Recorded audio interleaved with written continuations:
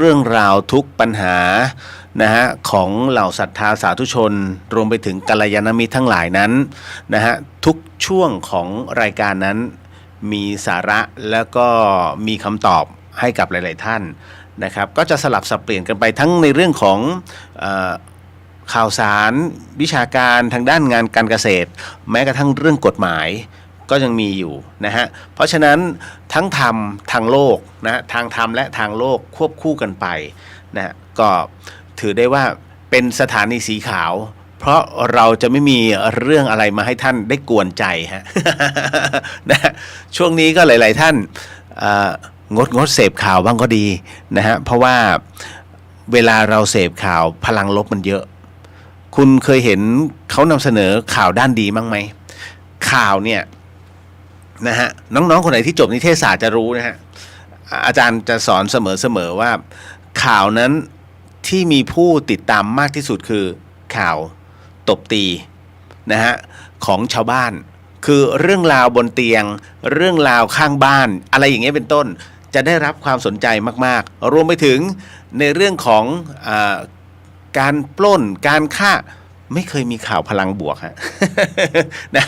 และแถมตอนนี้มามีข่าวการเมืองอีกซึ่งทั้งหมดทั้งมวลเนี่ยเวลาเราเสพเราคิดตามถูกไหมฮะมันไม่มีใครหรอกฟังแล้วเผินๆพอเสร็จปุ๊บแล้วอะไรมันตามมาอ๋อไอ้นั่นมันไม่ดีอย่างนั้นอ๋อไอ้นั่นมันต้องเป็นอย่างนี้แน่ๆนี่คือมันทำให้เราจินตนาการเพราะฉะนั้นพลังลบมันเยอะเบรกบ้างครับเราเบรกเรามาเอาเรื่องราวดีๆเอาเรื่องราวพลังบวกเข้าหาตัว นะฮะแล้ววันนี้นี่เองครับนะฮะก็ต้องบอกว่าน่าจะเป็นอีกน่าจะเป็นค่ำคืนสุดท้ายนะฮะเพราะว่าในความเป็นคารวาสอันเนื่องมาจากว่าวันพรุ่งนี้คณะมาฮะผมต้องไปยันวินาทีสุดท้ายคืนนี้ผมก็อยู่วัด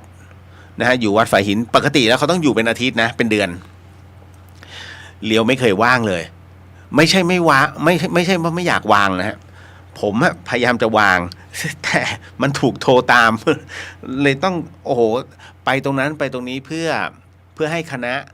เข้ามาแล้วไม่มีอุปสรรคหรือว่าสะดุดนะฮะอะไรอย่างเงี้ยเป็นต้นมันก็ต้อง follow ต่อเนาะนะฮะก็ไปทุกที่แล้วก็ยังคงมีอย่างเงี้ยอย่างวันนี้ฮะผมต้องไปจัดทำไวนิลเพื่อเป็นป้ายชื่อของท่านทุกท่านนะที่ร่วมปัจจัยมาสำหรับการสร้างกุฏิก็คือมันก็มีแค่รายชื่อกับภาพแบ็กกราวด์ที่เขาสามารถสวมใส่ได้เขาคิดค่าจัดวาง300 บาทผมบอกงั้นไม่เป็นไรเดี๋ยวผมทำเองก็นั่งทำตรงนี้10 นาทีจบ คือถามว่ายากตรงไหนมันไม่ได้ยากหรอกเพียงแต่ว่ามันมีอัตราในเรื่องของตรงนี้เราก็เลยมีความรู้สึกเฮ้ยขนาดงานบุญนะโอ้300นี่ถือว่าเยอะนะฮะคือทุกปัจจัยเนี่ยที่ญาติธรรมส่งมาให้นะฮะมันมีค่านะครับมันไม่ใช่ว่าเราจะเอาไปทำอะไรก็ได้ไม่ใช่นะมันผิดวัตถุประสงค์เขาเพราะฉะนั้นในเรื่องของปัจจัยต่างๆเนี่ยเราเอามาทำกุฏิซึ่งงบมันบานอยู่แล้วไงนะฮะมันไม่สามารถจะเจียดไปอย่างอื่นได้300มีค่ามากดังนั้นผมจึงมองว่าทำเองดีกว่าประหยัดนะครับก็เข้าใจหลายๆวัดน่าจะโดนแบบนี้เหมือนกัน นะฮะแต่บังเอิญว่าวัดฝายหินจะบอกว่าแต่ละรูปก็ไม่ธรรมดา นะคือด้วยศักยภาพความรู้ความสามารถของแต่ละรูปนะฮะในสมัยที่เป็นคารวาสหลายๆรูปก็เก่งอยู่แล้วนะฮะแล้วพอมาถึงตรงนี้เรียกว่าเป็นอีกหนึ่งวัดที่พระคุณภาพนะฮะแล้วก็ไม่ค่อยไปวุ่นวายกับใครจะวุ่นวายกับบริเวณวัดมันต้องมีการพัฒนาสังเกตไหมวัดฝายหินขอเชิญญาติธรรมร่วมบุญกองละ10,000 บาทมีไหมฮะไม่มีนะไม่มีฮะเพราะอะไรคือวัดฝายหินเป็นวัดเล็กๆซึ่งคุณต้องตั้งใจมานะฮะแล้วพระท่านจะไม่ยุ่งเกี่ยวคือยุ่งเกี่ยวกับโลกภายนอกให้น้อยที่สุดแต่ท่านก็จะมาดูแลวัดของตัวเองเนี่ยคืออะไรที่มันปรับปรุงได้ท่านจะช่วยกันแทนที่จะต้องไปช่วยวัดอื่นไม่ต้องเอาวัดเราก่อนนะฮะทำให้มันดีก่อน นะพอทำให้มันดีแล้วอย่างอื่นค่อยว่ากันมีสร้างเพิ่มเติมไหมฮะมีสร้างก็แก๊กคือไอ้แบบสุดๆเนี่ยมันจำเป็นสร้างก็คือต้องสร้างอย่างที่ผมบอกไงว่ายังมีกุฏิกรรมฐานเนี่ยรออยู่ก็คือที่กุฏิไฟไหม้แล้วยังสามารถจะต้องก็คือเพิ่มขึ้นตอนนี้รู้งบประมาณแล้วว่าไอ้1 หลังเนี่ยที่ผมเป็นต้นแบบเลยเป็นโมเดลขึ้นมาเนี่ยมันใช้งบแค่ไหนเราก็จะกันอันเนี้ยให้ช่างเขาเหมาไปเลยให้จบนั่นแหละครับก็จะมีโครงการปรับปรุงอยู่เรื่อยๆกุฏิกรรมฐานคุณพระท่านต้องมาอยู่นะฮะแล้วเราก็เหมือนกับว่าเอาง่ายๆนะที่สัปปายะคำว่าสัปปายะหมายถึงว่าไม่ใกล้ไม่ไกลจนเกินไปนะฮะมีมุมสงบนะฮะร่มเย็นสบายใจนะฮะแล้วก็ที่สำคัญการเดินทางการสัญจรเนี่ยก็มิได้ลำบากจนเกินไปเพราะฉะนั้นถือว่าเป็นที่สัปปายะในการบำเพ็ญภาวนามากก็มีครูบาอาจารย์หลายๆรูปก็ติดต่อมาว่าอยากจะมาจำพรรษานะครับหรือมาอยู่ในพรรษานะฮะเพื่อที่จะบำเพ็ญกันนะในกุฏิกรรมฐานแต่ว่าวัดฝายหินของเราเนี่ยเอาบอกกันตรงๆว่าไม่พร้อมเพราะเราตอนนี้เราเสียกุฏิไป2 หลังนะฮะก็คือไฟไหม้ดังนั้นต้องทำให้ได้ก่อนนะตรงนี้ก็เลยเดี๋ยวรอหลังวันวิสาขบูชาอันนี้น่าจะได้บุญเพิ่มนะผมบอกบุญทั้งพระเหลือง นะฮะก็จะเป็นในส่วนของเดี๋ยวต้องดูก่อนคือโยมเนี่ยจะมาโอนเข้าบัญชีพระน่าเกลียดไม่ได้นะฮะแต่ถ้าโอนเข้าพร้อมเพย์ก็ไม่แน่ ไม่หรอกครับเดี๋ยวอาจจะต้องเป็นบัญชีวัดอันนี้พี่เลียวต้องบอกก่อนนะฮะคือยังพูดได้ในความเป็นคฤหัสถ์นะแต่เดี๋ยวต้องขอพระอาจารย์เจ้าอาวาสนั้นอีกทีหนึ่งว่าท่านมีความเห็นว่าไงถ้าท่านบอกว่างั้นก็เอาของท่านเลยหมายถึงว่าบัญชีผมนะฮะก็งั้นก็ต้องมันก็ต้องจบที่บัญชีผมแต่ต้องให้ท่านอนุญาตนะฮะเพราะว่าเราเป็นพระลูกวัดแล้วดังนั้นต้องทำเวลาเราทำอะไรเนี่ยมันจะไม่เหมือนคฤหัสถ์นะครับคุณผู้ฟังต้องบอกก่อนว่าทั้งหมดเนี่ยจะทำแม้จะทั้งจะตอกเสา1 ต้นเพื่อติดป้ายนะติดป้ายทานคืออะไรศีลคืออะไรนะฮะภาวนาคืออะไรอย่างนี้ฮะต้องขอท่านด้วยเพราะท่านคือเจ้าวัดทำพละการไม่ได้นะฮะเนี่ยมันก็จะเป็นแบบนี้ฮะเพราะว่าวัดฝายหินฝรั่งขึ้นเยอะขึ้นมาบนนี้เยอะมากนะฮะเพราะเป็นเส้นทางเดินธรรมชาติแล้วเขาเห็นว่าสวยๆแล้วมันร่มรื่นเขาก็จะเข้ามาพักผมก็เลยบอกมันก็มีโครงการนะจะทำป้ายอธิบายในเรื่องของสมาธิอยู่ไม่ต้องไปไหนอยู่ที่วัดฝายหินนั่งนิ่งๆมองไปข้างหน้าแล้วหลับตาลงแค่นั้นฮะก็จะเขียนไว้แบบนั้นก็คือให้เขาได้พักนะแล้วก็เปิดเพลงบรรเลงถามว่าวัดเปิดเพลงได้ไหมทำไมเปิดไม่ได้แต่อย่าไปเปิดเพลงร็อกนะฮะเดี๋ยวบำเพ็ญไม่รู้เรื่อง เดี๋ยวขากระดิกตามจบเลยอาบัติ นะฮะเปิดเพลงบรรเลงได้นะฮะทำไมจึงสามารถเปิดเพลงบรรเลงได้หรือทำไมคือโยมเนี่ยมักจะเอาตนเป็นบรรทัดฐานอันนี้บอกไว้ก่อนนะฮะกระจายได้ก็กระจายกันไปมักจะเอาตัวเองเป็นบรรทัดฐานว่าวัดต้องเปิดบทสวดมนต์เท่านั้นผมถามนิดนึงเวลาคุณอยู่บ้านถ้าคุณเปิดเพลงซ้ำๆคุณเบื่อไหมมันมีคอลเลกชันใหม่มาเนี่ยจะฟังมันไหมหรือว่ารักสุรพลก็สุรพลนะฮะหรือว่ารักไมโครก็ไมโครนะฮะหรือว่าตอนเนี้ยนะฮะคุณชอบอะไรคุณจะฟังนั้นตลอดเลยไหมมันไม่ใช่ไงบทสวดมนต์แม้จะเป็นบทสวดที่อมตะถูกต้องแต่ต้องใช้ตามกาลเวลาและช่วงเวลานั้นๆอย่างถูกต้องนะฮะถูกไหมฮะงานศพเปิดชยันโตถูกต้องไหมเนี่ยนะฮะชยันโตโพธิโอ้โหมันไม่ใช่มันก็ต้องกุศลานะวันเกิดโยนมาทำบุญวันเกิดไปกุศลาได้ไหมล่ะเอาบทสวดเหมือนกันไงถูกไหมมันก็ไม่ใช่ดังนั้นเนี่ยถึงได้บอกว่าต้องดูกาลเทศะดังนั้นเพลงเนี่ยฮะสำหรับสมาธิเห็นไหมเปิดสายน้ำเขาเรียกบทเพลงแห่งสายน้ำมันก็จะมีแบบ เป็นเสียงน้ำไหลเป็นเสียงสายลมนะฮะเพราะฉะนั้นแบบเนี้ยทำไมจึงต้องเขาเรียกบิวอย่างเราเรียกว่าบิวแต่จริงๆแล้วคำว่าสมาธิจำเป็นต้องเปิดเพลงไหมไม่จำเป็นแต่คราวนี้ถามว่าต่างชาติเขารู้ไหมไม่รู้พอไม่รู้เราต้องอาศัยเครื่องมือเข้ามาช่วยไงพอเอาเครื่องมือเข้ามาช่วยเสร็จปุ๊บปิดคราวนี้มาอยู่ listening นะก็อารมณ์ว่าเราเองเนี่ยฮะต้องเขาเรียกว่าต้องค่อยๆบอกเขาอย่างน้อยเอาวะเขาจะได้เข้าใจว่านี่แหละหลักพุทธศาสนามีแค่นี้แหละไม่ได้อะไรมากมายนะฮะโอ้จะต้องไปเรียนให้รู้ซึ้งเอาอะไรฮะผมถามเอาอะไรนะฮะพระพุทธเจ้าท่านก็ไม่ได้ไปเรียนถึงปรริญญาเพราะท่านคือต้นฉบับนะฮะดังนั้นเนี่ยการบรรลุธรรมของพระพุทธองค์นะจนถึงพระนิพพานนั้น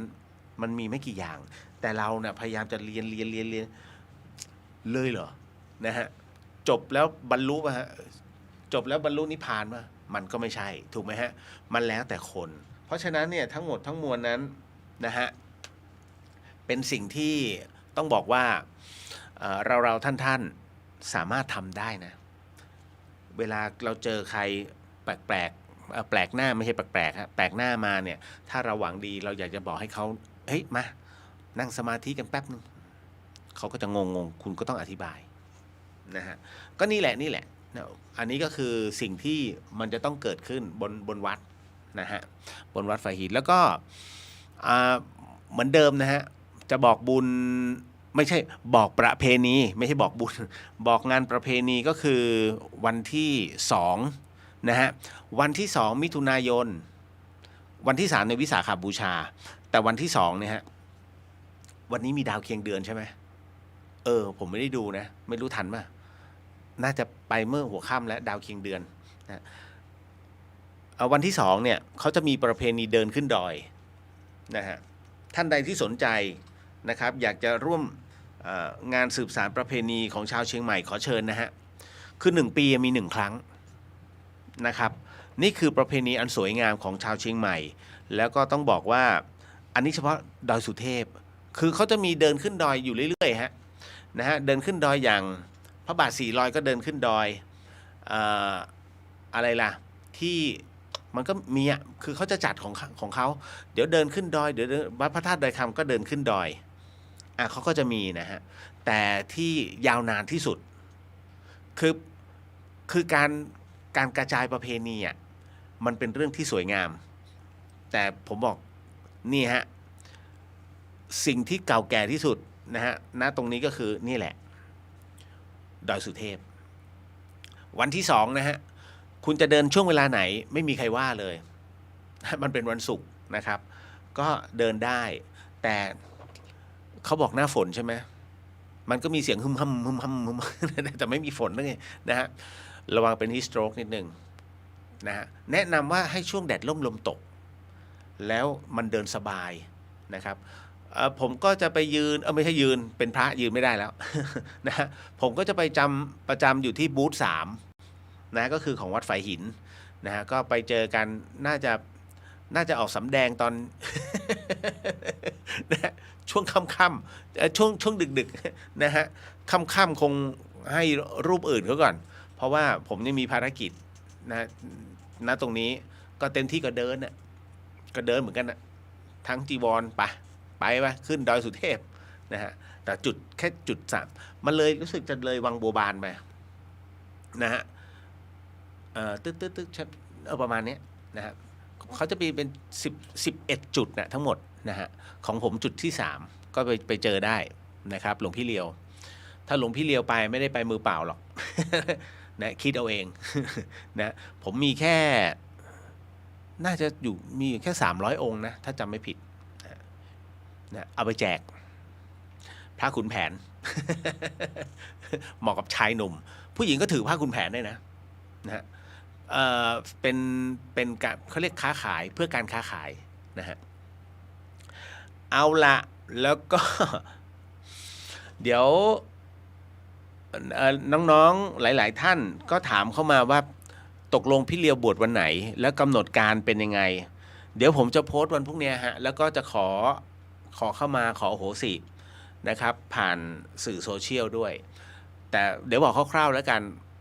คือพี่เลียวอุปสมบทเนี่ยในวันเสาร์นะฮะที่27มันต้องบอกพรุ่งนี้เพราะว่ามันจะไม่มีเวลาเลยฮะวันนี้วันพุธใช่ไหมพรุ่งนี้วันพฤหัสคือพรุ่งนี้พี่เราจะวุ่นวายมากๆแล้วก็ต้องรอรับเรียกว่ากัลยาณมิตรที่สนามบินไปส่งโรงแรม ดูเนี่ยภารกิจของคนจะบวช นะฮะโอ้วุ่นวายนะฮะแล้วหลังจากนั้นเสร็จปุ๊บก็ต้องกลับมาที่วัดฝายหินเพื่อจะมาดูความเรียบร้อยครั้งสุดท้ายที่กุฏินะฮะมันยังไม่เรียบร้อยหรอกทำไปเรื่อยๆแหละนะฮะยังเหลือพื้นที่พื้นนิดนึงแล้วก็ทางวัดฝายหินต้องการดิน เดี๋ยวผมก็ต้องเป็นธุระให้นิดนึงเพราะว่าเราครูบาทั้งหลายเนี่ยนะฮะหลวงพี่ทั้งหลายเนี่ยท่านอยากจะปรับภูมิทัศน์เพราะดินมันซุดลงด้วยเหตุพายุและน้ำฝนเดี๋ยวต้องการดินท่านใดพอจะมีที่ติดต่อถูกๆบอกด้วยนะฮะต้องการ3คิว ดินเพื่อเอามาปลูกท่านจะปลูกหญ้านะฮะแล้วก็หินกรวดหินคลุกนะหินคลุกนี่จริงๆคิวเดียวเลย นะฮะขอร้านถูกๆนะ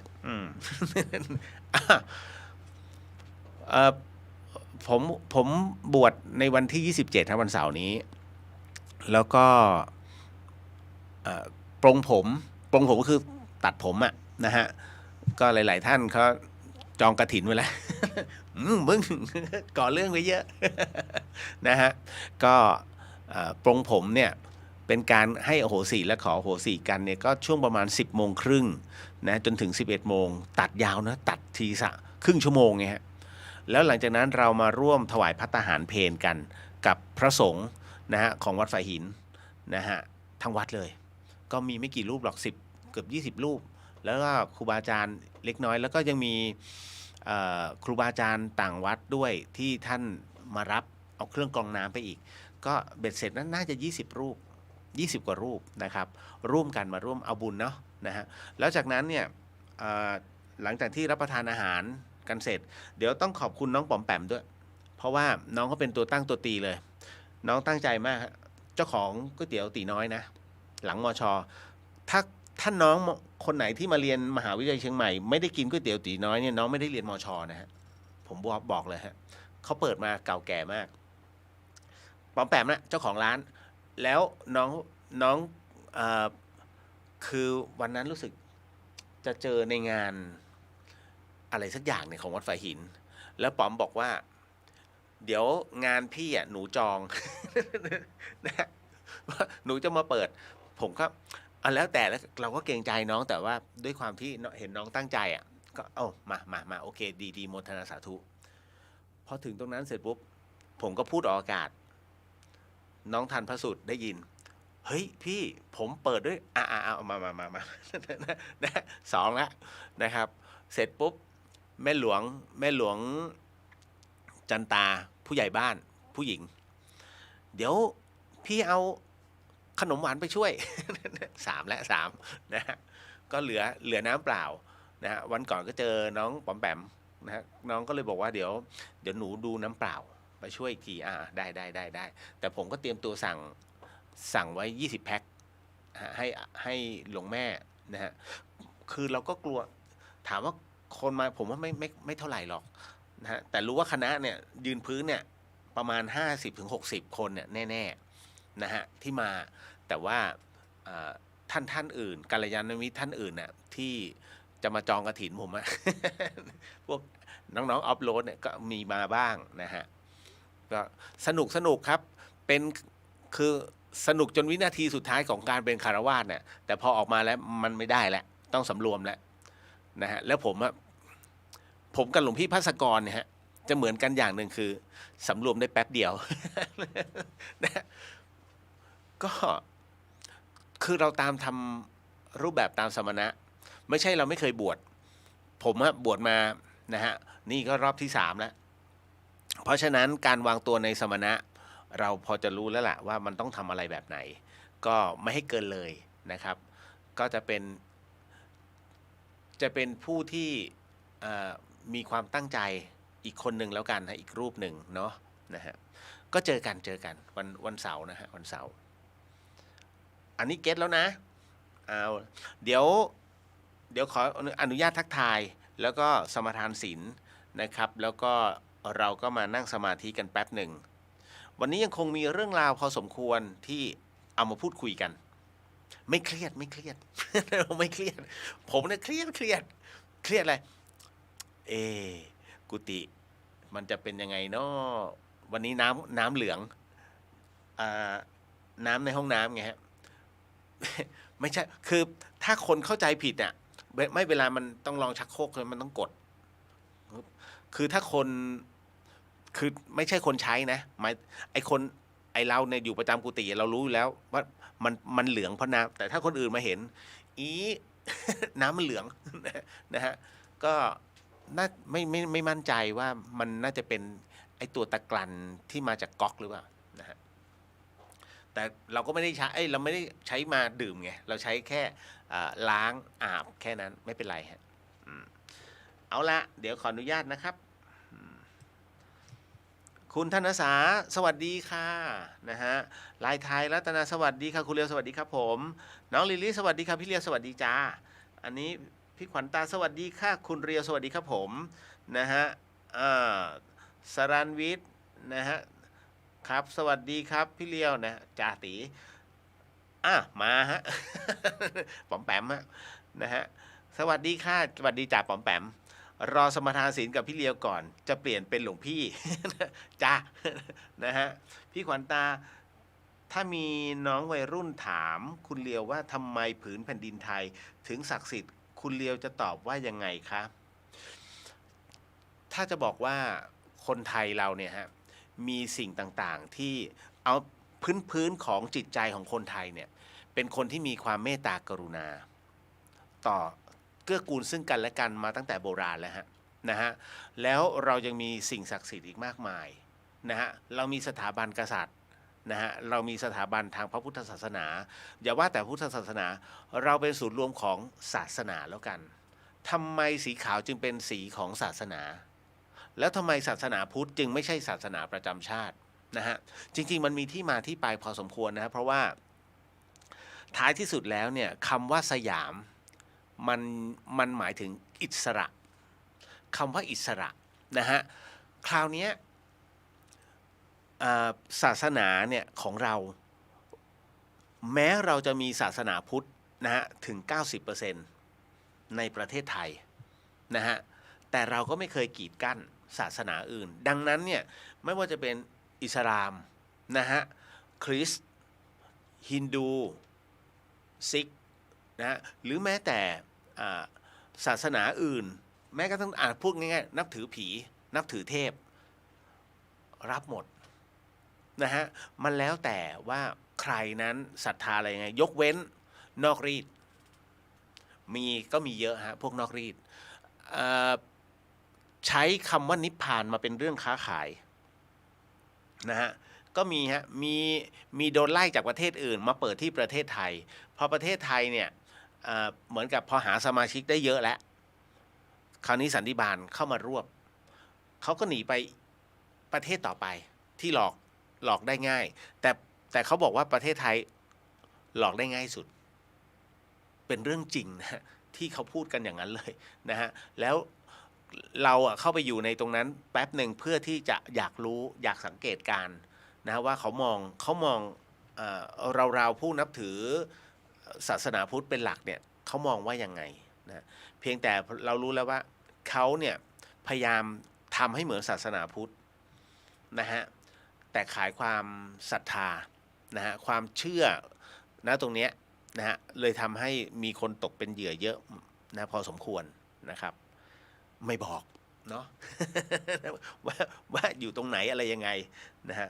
ถ้าอย่างนั้นประเทศอื่นๆไม่ศักดิ์สิทธิ์เท่าประเทศไทยใช่ไหมคะไม่ใช่หรอกครับคำว่าคือคำว่า kingdom อะในเรื่องของแผ่นดินเนี่ยนะฮะมันแล้วแต่ว่า เราอยู่ตรงไหนถ้าเราอยู่ตรงไหนแล้วเรามีความสบายใจเรามีความรู้สึกว่าเราเราเป็นเสรีชนนะฮะณตรงนั้นโดยที่เราไม่ทำความเดือดร้อนและให้ใครแล้วก็ใครก็ไม่ทำความเดือดร้อนให้เราตรงนั้นนะฮะถือว่าศักดิ์สิทธิ์หมดเพราะฉะนั้นไม่ว่าจะเป็นประเทศเสรีหรือว่าแม้แต่ประเทศที่ด้อยกว่าเราผมพูดอย่างเช่นในแถบแอฟริกาทำไมเขายังมีชีวิตอยู่กันได้เขาก็ถือว่าของเขาก็ศักดิ์สิทธิ์นั่นคือการใช้ชีวิตในแต่ละคนมันอยู่ที่ใจของแต่ละคนนะฮะว่าเราอยู่ตรงไหนแล้วเรามีความสบายใจตรงนั้นศักดิ์สิทธิ์หมดนะฮะเพราะอย่างน้อยไม่ได้อยู่ในน้ำ ถ้าคุณลอยคออยู่ในน้ำนี่ตายนะฮะเห็นไหมฮะอยู่แผ่นดินเหรอถ้าอยู่ทะเลทรายก็ตาย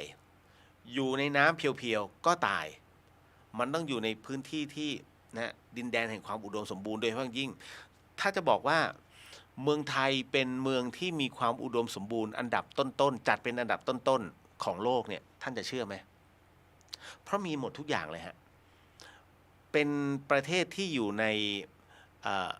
ในความสมบูรณ์ไม่หนาวเกินไปไม่ร้อนเกินไปแต่ช่วงนี้พอแกนโลกมันเริ่มบิดพริ้วแล้วนะมันก็ร้อนตับแลบแล้ว นะแถมผู้คนน่ารักคุณไม่สังเกตเหรอไปไหนก็ตามเนี่ยทำไมอยากกินอาหารไทยวะเขาเคยใช่ไหมฮะเราไปอยู่ตรงไหนมุมไหนก็แล้วแต่ทำไมจึงคิดถึงมันมีเอกลักษณ์นะฮะจะบอกว่าเรามาจากอันไตเรามาจากส่วนหนึ่งของจีนจริงท่านทราบไหมครับสุดท้ายแล้วตอนนี้นะฮะตอนนี้ถ้ายังไม่เป็นการยืนยันทางวิชาการแต่มันก็มีล่ำๆมาแล้วว่าจริงๆแล้วประเทศไทยคนไทยไม่ได้มาจากอันไตแต่เป็นพื้นตรงนี้ฮะเป็นพื้นเพของคนไทยจริงๆไม่ได้มาจากไหนเลยนะฮะนะครับเพียงแต่ว่า12 ปันนาก็คือส่วนหนึ่งเมื่อก่อนครับเพราะเขาค้นพบหลักฐานนะว่าเราเนี้ยปักหลักอยู่เนี้ยมาเป็นพันปีแล้วนะครับอันนี้ก็ถือว่าเป็นอีกหนึ่งเรื่องราวที่น่าสนใจนะฮะก็ถือว่าเป็นดินแดนทุกดินแดนแหละนะฮะแต่ว่าเมืองไทยมันอยู่แล้วสบายใจนะฮะไม่งั้น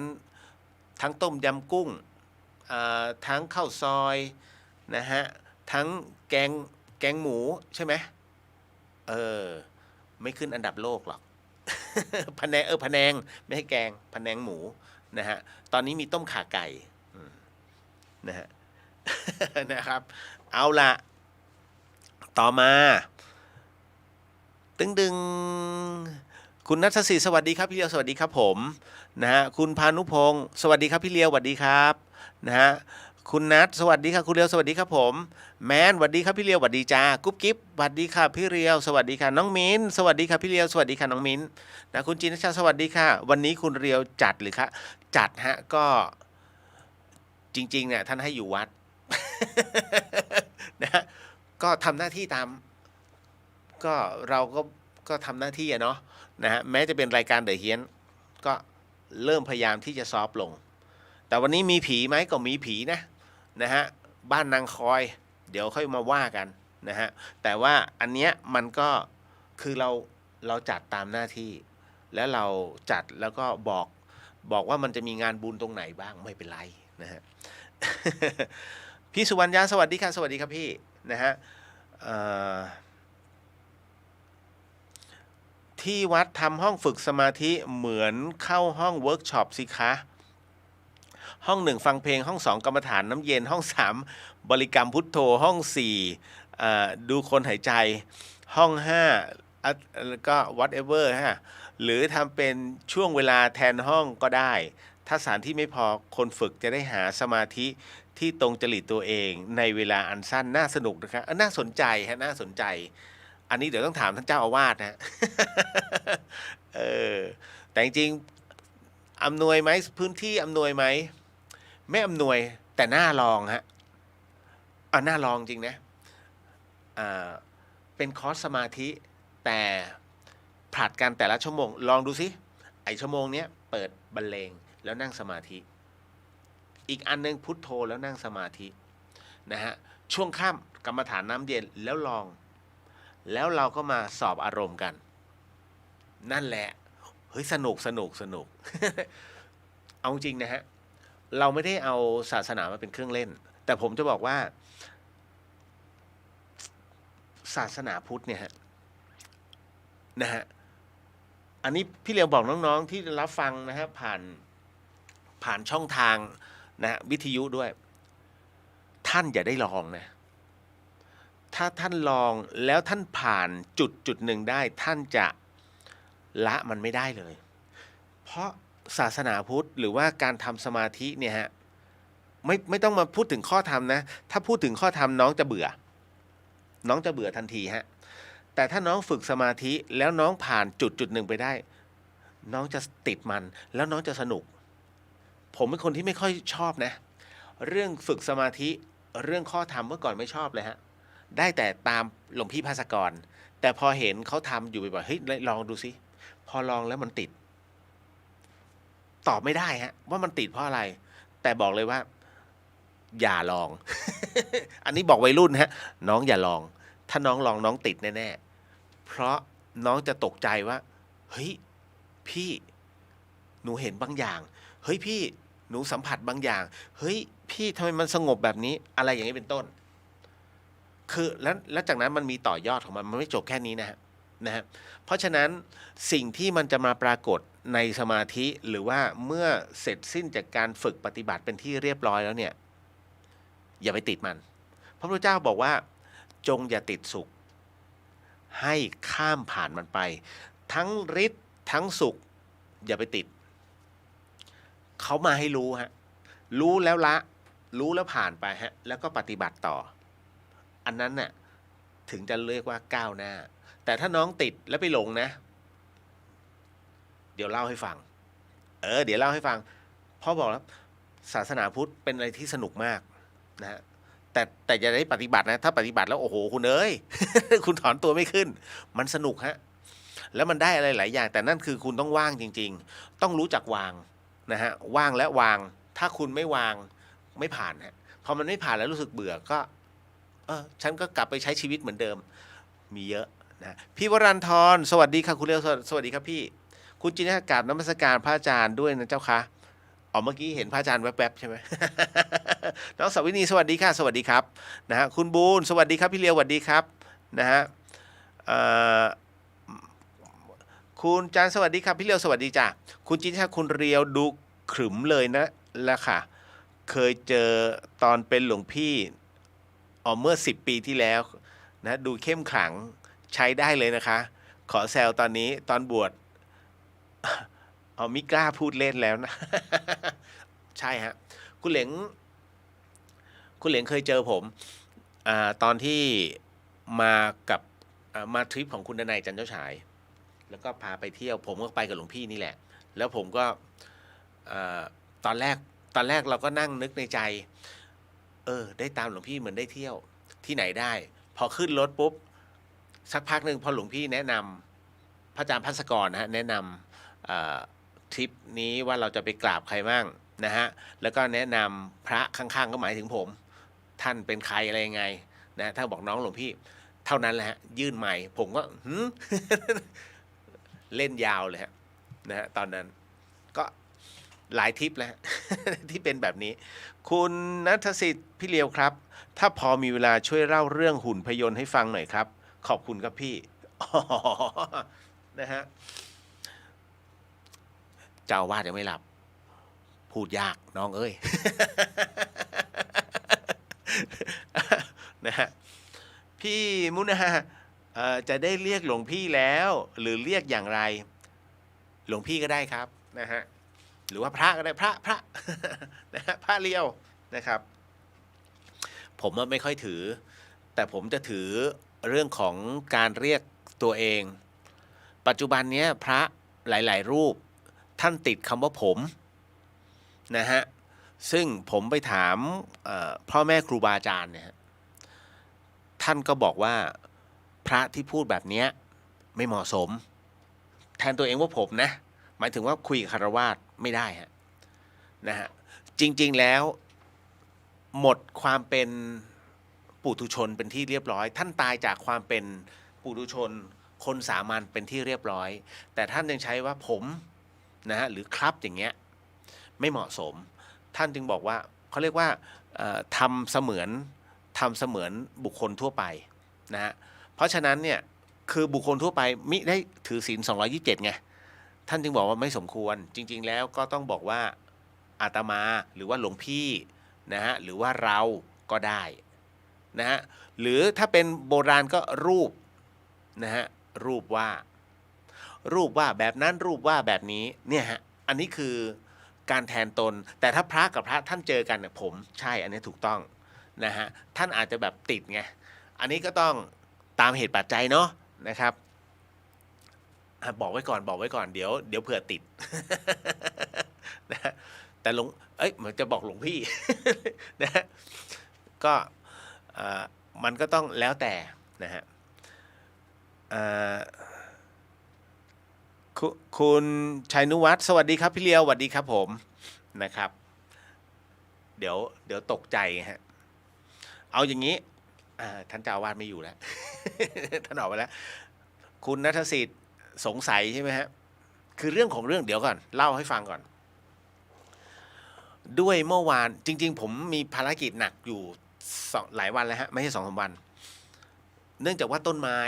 ท่านเห็นภาพแล้วเนาะที่ธรรมสถานเนี่ยมันโค่นลงเป็นไม้ใหญ่เลยฮะไอ้ไม้ต้นนี้ผมมองตั้งนานแล้วว่าสักวันหนึ่งมันต้องโค่นเพราะมันสูงแล้วมันสูงแบบตรงๆนะฮะไม่มีกิ่งพอมันไม่มีกิ่งเสร็จปุ๊บเนี่ยเราก็มีความรู้สึกว่าเฮ้ยมันจะต้านไหวเหรอแล้วไม้ต้นนี้เป็นไม้ที่ขึ้นตามธรรมชาติไม่ใช่ธรรมสถานปลูกแต่มันบังเอิญว่าอาณาเขตมันอยู่ในรั้วแล้วมันเกิดพายุมันก็โค่นเลยฮะฟึ่มพังเป็นแถบรั้วมชก็นะฮะไม่เหลือแล้วคราวนี้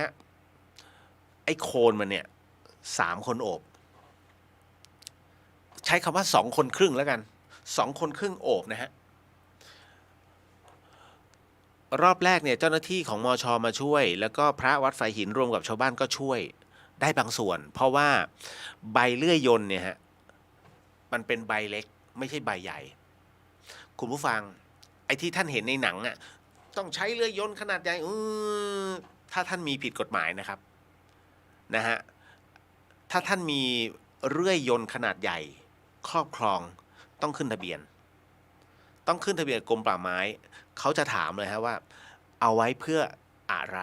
แต่ถ้าทำงานเพื่อส่วนรวมอย่างเป็นของเทศบาลนะเป็นของหน่วยงานอย่างเงี้ยอันนี้ไม่มีปัญหาขึ้นทะเบียนได้แต่ถ้าเป็นของส่วนตัวถามแล้วถามอีกตอบไม่ได้ติดคุกเขาถือว่ามีไว้เพื่อตัดไม้ดังนั้นจึงเป็นสิ่งผิดกฎหมายนะฮะพอๆกัญชาเลยเนาะ เมื่อก่อนเนี้ย นะเพราะฉะนั้นไอ้ใบเลื่อยใหญ่มันจึงไม่มีเขาก็ตัดไม่ได้จึงต้องร้องขอไปทางเทศบาลสุเทพนะฮะเทศบาลก็เลยมาช่วยตัดให้เมื่อวานแล้ววันนี้ก็อีกรอบหนึ่งแล้วก็เก็บไปแล้วนะคราวนี้มันก็มีเรื่องราวเกิดขึ้นชั่วขณะเขาเรียกว่าชั่วขณะเล่าให้ฟังเลยแล้วกันปรากฏว่าในขณะที่กำลังเจ้าหน้าที่กำลังหั่นเป็นท่อนใหญ่มากนะหนักมากผมก็เห็นลวดลายมันคือถ้าไม้มาฆ่าเขาเรียกไม้2 สีถูกไหมไม้มาฆ่าเนี่ยที่เขาจับกันน่ะใครตัดนี่ซวยเลยนะติดคุกเป็นไม้ต้องห้ามนะไม้มาฆ่านะฮะผมก็สังเกตเฮ้ยลายไม้มันสวยมากสวยจริงๆนะฮะคือสวยแบบไม่น่าใช่ไม้ธรรมดานะฮะแล้วตรงนั้นก็มีท่านคำจันทร์ก็หรือว่าหลวงพี่เขมยืนอยู่1 รูปหลวงพี่วิโรธอยู่อีก1 รูปแล้วก็ไอ้เจ้าถิ่นนะฮะถิ่นเป็นลูกศิษย์วัดไฟหินเนี่ยนะฮะก็อีก1 คนก็ยืนตรงนั้นเนี่ยรวมกัน4 คนเจ้าหน้าที่เขาตัดแล้วก็เฮ้ยไม้สวยจังผมว่าไม่น่าใช่ไม้ธรรมดาแล้วล่ะสักพักหนึ่งคือจิตเราก็ถามเล่นๆน่ะคือถามเราไม้อะไรวะอะไรเงี้ยอยู่ในใจคือพูดว่าไม้อะไรวะอยู่ในใจมันมีเสียงหนึ่งฮะดังขึ้นมานะฮะไม้ตะเคียนออกเป็นเสียงผู้หญิง ไม้ตะเคียน เราก็พูดเลยอ๋อไม้ตะเคียนพอพูดเนี่ยคือพอได้ยินปุ๊บแล้วผมพูดเลยไงในขณะที่กำลังแบบเกินกันอยู่4 คน ท่านเขงว่าไม่ใช่ไม่น่าใช่ไม้ตะเคียนไม่เป็นงี้หรอกท่านหลวงพี่วิโรจน์ไม่ออกความเห็นไอ้เจ้าถิ่นบอกผมก็ไม่ใช่ไม้อะไรมันไม่ใช่หรอกพี่นะฮะผมเลยบอกถิ่นลองถามพี่ก็ดิเทศบาลไม้อะไรวะถิ่นเขาเลยถามนะครับถามน้าส่งคือเจ้าหน้าที่เทศบาลพี่ครับอันนี้พอจะทราบไหมครับว่าเป็นต้นอะไรครับแกบอกเลยฮะตะเคียนหนูต้นตะเคียนฮะที่ตัดลงมานะผมก็ขนลุกผมคนชูให้หลวงพี่ดูดิขนลุกเลย ก็เราได้ยินอยู่ฮะว่ามันแว่วมาว่าตะเคียนผมก็เลยบอกว่าตะเคียนลายสวยฮะสวยจริงๆก็เลยวันนี้เขามาเก็บไปแล้วแต่ผมเอาไว้สองท่อนไว้หน้ากุฏิเลยนะฮะแล้วคราวนี้ผมก็เลยบอกว่ามันมีขี้เลื่อยอยู่ที่เขาเลื่อยอ่ะผมงั้นเดี๋ยวผมขอไปทำพยนต์นะฮะคือพยนต์ก็คือหุ่นพยนต์นั่นแหละคุณนะคือหุ่นพยนต์เนี่ยแล้วแต่ว่าคนจะสร้างด้วยอะไรบางคนก็จากเศษไม้นะฮะบางคนก็ปั้นขึ้นมาบางคนก็เป็นขดลวดนะฮะแล้วก็ลงพระคาถาอักขระแต่ไม้ตะเคียนมันหายากนะฮะผมก็เลยไหนๆก็ไหนๆแล้วนะคือคำว่าพยนต์เนี่ยหมายถึงว่าที่เราเข้าใจก็คือหยิบจับวิญญาณเอามาใช้ประโยชน์ถูกไหมฮะอารมณ์กุมารทองเลยเป็นเครื่องมือให้กับคนกลุ่มหนึ่งนะฮะที่ต้องการเรื่องราวแบบนี้มาช่วยอะไรสักอย่างหนึ่งให้สมหวังแต่มันใช้กำลังบุญเยอะอันนี้เขาเรียกเป็นอีกหนึ่งสายแต่ของผมอะจะเอามาเพื่อทำพยนต์นะฮะในยามว่างก็คือเราก็ต้องฝึกสมาธิไปด้วยพยนต์เนี่ยก็คือกุศโลบายอันหนึ่งซึ่งเราก็จะต้องมานั่งทำเป็นหุ่นนะครับตัวต่อตัวทำด้วยมือนะแล้วก็ต้องอธิษฐานแต่เราไม่ได้ทำเป็นพยนต์ที่ไปใช้ในทางที่ผิดจะใช้ในทางมหาลาภนะฮะก็คือเอาไว้แจกเป็นกำลังใจแหละถ้าพูดกันง่ายๆคือให้โยมไว้ใช้ดูเหมือนตุ๊กตาพอแล้ว แค่นั้นเลยไม่ได้มีอะไรไปมากกว่านั้นนะฮะแล้วก็ไม่ได้ทำการค้าขายเพราะว่าพระพุทธเจ้าท่านอยู่แล้วอย่างที่ทราบฮะท่านไม่ได้เอาพวกนี้เอามาขายนะฮะผมเอาไว้สงเคราะห์นะฮะว่าท่านนี้มาช่วยงานวัดเอาไปมาเอาไปก็ตามเหตุปัจจัยมันได้ไม่กี่ตัวหรอกนะฮะก็ถือว่าทำเอาไว้เฉยๆไม่ได้คิดอะไรมากนะแค่มองไว้ว่าทำเพราะกรอบมันได้ถุงเดียวมันเป็นไม้ตะเคียนไงนะฮะเรื่องของเรื่องเพราะพยนต์เนี่ยหุ่นพยนต์เนี่ยนะฮะที่เอาไปสร้างหนังไม่ใช่อย่างนั้นนะอันนั้นดูน่ากลัวไปไม่ใช่คือโดยในสมัยโบราณเนี่ยหุ่นพยนต์บางที่เขาก็จะมีกระดูกผีนะฮะโดยเฉพาะยิ่งผีตายโหงเขาจะเอามาผสมอันนั้นเขาเรียกเขาเรียกสายดำอันนั้นน่ะส่วนหนึ่งซึ่งเอาไปใช้ในทางที่ผิดนะฮะเมื่อก่อนนี้ผู้ชายจีบผู้หญิงยากนะฮะลำบากเหลือเกินด้วยประเพณีนู่นเขาก็จะใช้เนี่ยในโบราณก็จะใช้พยนต์เข้าไปช่วยและพยนต์เนี่ยเอาไว้สำหรับติดตัวไว้สำหรับป้องกันพยานอันตรายก็สามารถใช้ได้แต่ปัจจุบันมันผิดกัน เดี๋ยวนี้ผู้หญิงจีบผู้ชาย นะโลกมันกลับกันหมดเลยฮะนะฮะก็เลยมองว่าเอาไว้ป้องกันอันตรายให้กับญาติโยมพอนะฮะไม่ต้องอะไรมากมายนะฮะก็เป็นอีกหนึ่งอันนะฮะที่เอาไว้เฉยๆทำไว้เฉยๆไม่มีอะไรนะไม่มีอะไรไปมากกว่านั้นนะฮะบอกไว้ก่อนอันนี้ยังเป็นคารวาสพูดได้เป็นพระจบเลยนะฮะเรื่องนี้ถึงกับปาราชิกเลยนะมันเหมือนกับอวดคุณวิเศษคือคำว่าอวดคุณวิเศษหมายถึงว่าคนอื่นทำไม่ได้แต่เราทำได้คนเดียวเงี้ยอย่าไปพูดพระบอกหวยได้ไหมพระบอกหวยไปถูกไม่ถูกไม่เกี่ยวแล้วโยมบอกได้ไหมหวยโยมก็บอก หวยเหมือนกันถามว่าถูกไม่ถูกนะแล้วบอกไปนะฮะทำได้ไหมทำได้เหมือนกันเพราะฉะนั้นอันนี้ไม่ปาราชิกนะฮะถามว่าแล้วมันเป็นหน้าที่มันไม่ใช่หน้าที่พระแค่นั้นแหละนะคำว่าปาราชิกเนี่ยก็คือคำว่าอวดคุณวิเศษก็คือคนอื่นทำไม่ได้แต่ท่านทำได้อยู่รูปเดียวเนี่ยไม่ได้แล้วห้ามพูดเด็ดขาดอ่ะอันนี้คุณรุ่งสวัสดีค่ะพี่เรียวสวัสดีครับผมนะฮะเก็ตแล้วนะคุณณัฐสิทธิ์นะฮะอันนี้คุณชัยนุวัฒน์เราทักกันไปแล้วนะบุญอยากฟังหุ่นพยนต์ผมรอเจ้าอาวาสหลับ นะครับรอเล่าไปแล้วนะจ๊ะแหม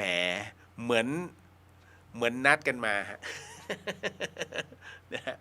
ผมก็ให้ท่านพักผ่อนนะอ๋ออินเทอร์เน็ตหลุดนะฮะเดี๋ยวก่อนอินเทอร์เน็ตเนี่ยมันจะเสถียรมั่งไม่เสถียรมั่งนะฮะคุณผู้ฟังที่ฟังทั้ง2ช่องเลยอันนี้บอกไว้ก่อนนะฮะบางคนเดี๋ยวฟังไม่ทันมันจะขาดหายมาหลุดอินเทอร์เน็ตนะเพราะว่าช่วงนี้ไม่ค่อยเสถียรอยากรู้ไหมสาเหตุกระรอกกัดสายอินเทอร์เน็ตเซ็งเป็ด นะ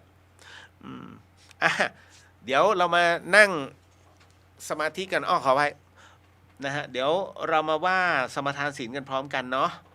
ถ้าพร้อมแล้วเดี๋ยวผมขออนุญาตเป็นต้นเสียงนะฮะท่านใดที่คิดว่ากล่าวไม่ทันก็น้อมจิตตามแล้วกันสาธุสาธุพร้อมเนาะตั้งนะโมนะฮะนะโมตัสสะภะคะวะโตอะระหะโตสัมมาสัมพุทธัสสะนะโมตัสสะภะคะวะโตอะระหะโตสัมมาสัมพุทธัสสะนะโมตัสสะภะคะวะโตอะระหะโตสัมมาสัมพุทธัสสะพุทโธธัมโมสังโฆศีลข้อ1ไม่ฆ่าสัตว์ศีลข้อ2ไม่ลักทรัพย์ศีลข้อ3ไม่ประพฤติผิดในกามศีลข้อ4ไม่พูดเท็จศีลข้อ5ไม่ดื่มสุราและของมึนเมาบัดนี้ข้าพเจ้าตั้งใจรักษาศีลแล้วบัดนี้ข้าพเจ้าคือผู้มีศีลข้าพเจ้าผู้มีศีลละอายต่อการทำความชั่วกลัวต่อผลของบาปกรรมข้าพเจ้าผู้มีศีลมีหิริโอตปะมีกายเป็นมนุษย์มีใจเป็นเทวดาเป็นมนุษย์เทโวเข้าถึงความเป็นสหายกับเราเทวดาทั้งหลายณบัดนี้ข้าพเจ้าทั้งหลายขออดโทษลดกรรมที่ข้าพเจ้าได้ประมาทพลาดพลั้งในช่วงวันนี้ลงในฉับพลันและขอให้กรรมดีที่ข้าพเจ้าหรือเหล่ากัลยาณมิตรได้ทำไว้นั้นขอจงมาแทรกส่งผลบุญนี้ให้ข้าพเจ้าได้มีความสุขและประสบผลสำเร็จตลอดไปเทินสาธุสาธุสาธุอนุโมทามิครับเอาละครับก็ต่อไปจะเป็นในช่วงของการนั่งสมาธิน้องๆท่านใดขี้เกียจนั่งสมาธิก็ไม่แปลก แต่บอกแล้วฮะว่าถ้านั่งแล้วน้องผ่านด่านไปน้องจะตกใจมากอะไรมันเกิดขึ้นกับฉัน นะฮะสำหรับท่านที่จะนั่งสมาธิลำดับต่อไปนะฮะก็เอาตามที่ท่านถนัดนะฮะไม่ว่าจะเป็นพุทโธหรือว่ายุบพองยุบนะครับรวมไปถึงกรรมฐานน้ำเย็นแต่ถ้าอย่างไรก็ตามกำหนดลมหายใจเข้าออกตามจังหวะที่ท่านถนัดอยู่แล้ว นะฮะไม่ต้องไปฝืนมันว่าจะต้องหายใจลึกๆนะผ่อนยาวๆลึกๆยาวๆผิดธรรมชาติมันเกร็งไม่ต้องเกร็งฮะถ้าเกร็งนะท่านจะไม่มีสมาธิเพราะมันมัวแต่พะวงไม่ใช่ผวังนะพะวงเรื่องการหายใจไม่ต้องหายใจแบบไหนหายใจแบบนั้นนะฮะแล้วก็ถ้าปล่อยให้มันว่างโดยที่ไม่มีคำบริกรรมได้ก็จะดีมากนะฮะเพราะฉะนั้นในลำดับต่อไปในการนั่งสมาธินะครับก็อยากให้สำรวจสภาวะจิตของแต่ละท่านด้วยว่าจนกว่าจะถอนสมาธิจิตของท่านนั้นวาดภาพไปทั้งหมดกี่เรื่องนะฮะผมเองคงไม่สามารถนับให้กับท่านได้แต่ท่านเท่านั้นที่จะนับได้ถ้าสมมุติว่ามันไปเนี่ยนะฮะทั้งหมดแล้วโอ้โหเป็น10เรื่องเลยแสดงว่าท่านไม่มีสมาธิแต่ถ้ามาสัก3เรื่อง4เรื่องถือว่ายังพอทนนะยังพอกำหนดกำราบจิตได้แล้วยิ่งถ้าสมมุติว่าอ๋อเรื่องเดียวตอนที่แรกๆเลยแต่ที่เหลือนิ่งมากอันนี้ถือว่าสุดยอดนะฮะเราไม่สามารถจะไปจับให้จิตเขานิ่งได้นะฮะเขาจะซุกซนแต่เขาจะกลับมาโดยเร็วตามที่เรากำหนดกับอีกประเภทหนึ่งคือนั่งแล้วตัดเลยฮะเขาเรียกดับเลยอันนั้นคือหมดสัญญาณฮะมันเป็นสัญญาณแห่งความว่างทำยังไงก็ไม่ได้ยินเหมือนกับที่ท่านนอนหลับอ่ะแล้วคุณป้าข้างๆเปิดทีวีดังๆแล้วท่านก็ไม่ได้ยินแต่ก็หลับนั่นแหละมันตัดไปเลยอารมณ์นั้นนะครับอ่ะถ้าพร้อมแล้วค่อยๆหลับตาครับค่อยๆหลับตาสำหรับการนำกรรมฐานในค่ำคืนนี้นะฮะก็เป็นบทนำของท่านพระอาจารย์ไพศาลวิสาโรในเรื่องส่วนตัวนะฮะพระพุทธศาสนากับคุณค่าต่อชีวิตที่พูดมานี้ไม่ได้หมายความว่าข้าพเจ้าดีกว่าท่านเหล่านั้นจึงสามารถครองเพศบรรพชิตได้นานกว่าอายุพรรษาไม่ได้เป็นเครื่องบ่งบอกถึงคุณภาพหรือความเข้มข้นของการปฏิบัติธรรมบวชนานกว่าไม่ได้แปลว่าปฏิบัติธรรมมากกว่าคนที่บวชไม่กี่ปี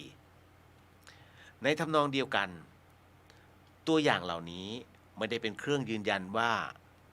ที่ข้าพเจ้าทำงานมากมายนั้นเป็นสิ่งที่ถูกแล้วข้าพเจ้าเพียงแต่อยากชี้ว่าการปฏิบัติธรรมนั้นไม่ได้อยู่ที่รูปแบบหรืออากัปกิริยาภายนอกเพียงแค่ดูจากกิริยาภายนอกเราไม่สามารถบอกได้ว่าใครปฏิบัติธรรมได้มากกว่าหรือน้อยกว่ากันก่อนบวชข้าพเจ้าเคยทำงานให้กับหน่วยงานภาคเอกชนที่เราเรียกว่า NGO คือกลุ่มประสานงานศาสนาเพื่อสังคมหรือกสศตั้งแต่ยังเรียนไม่จบ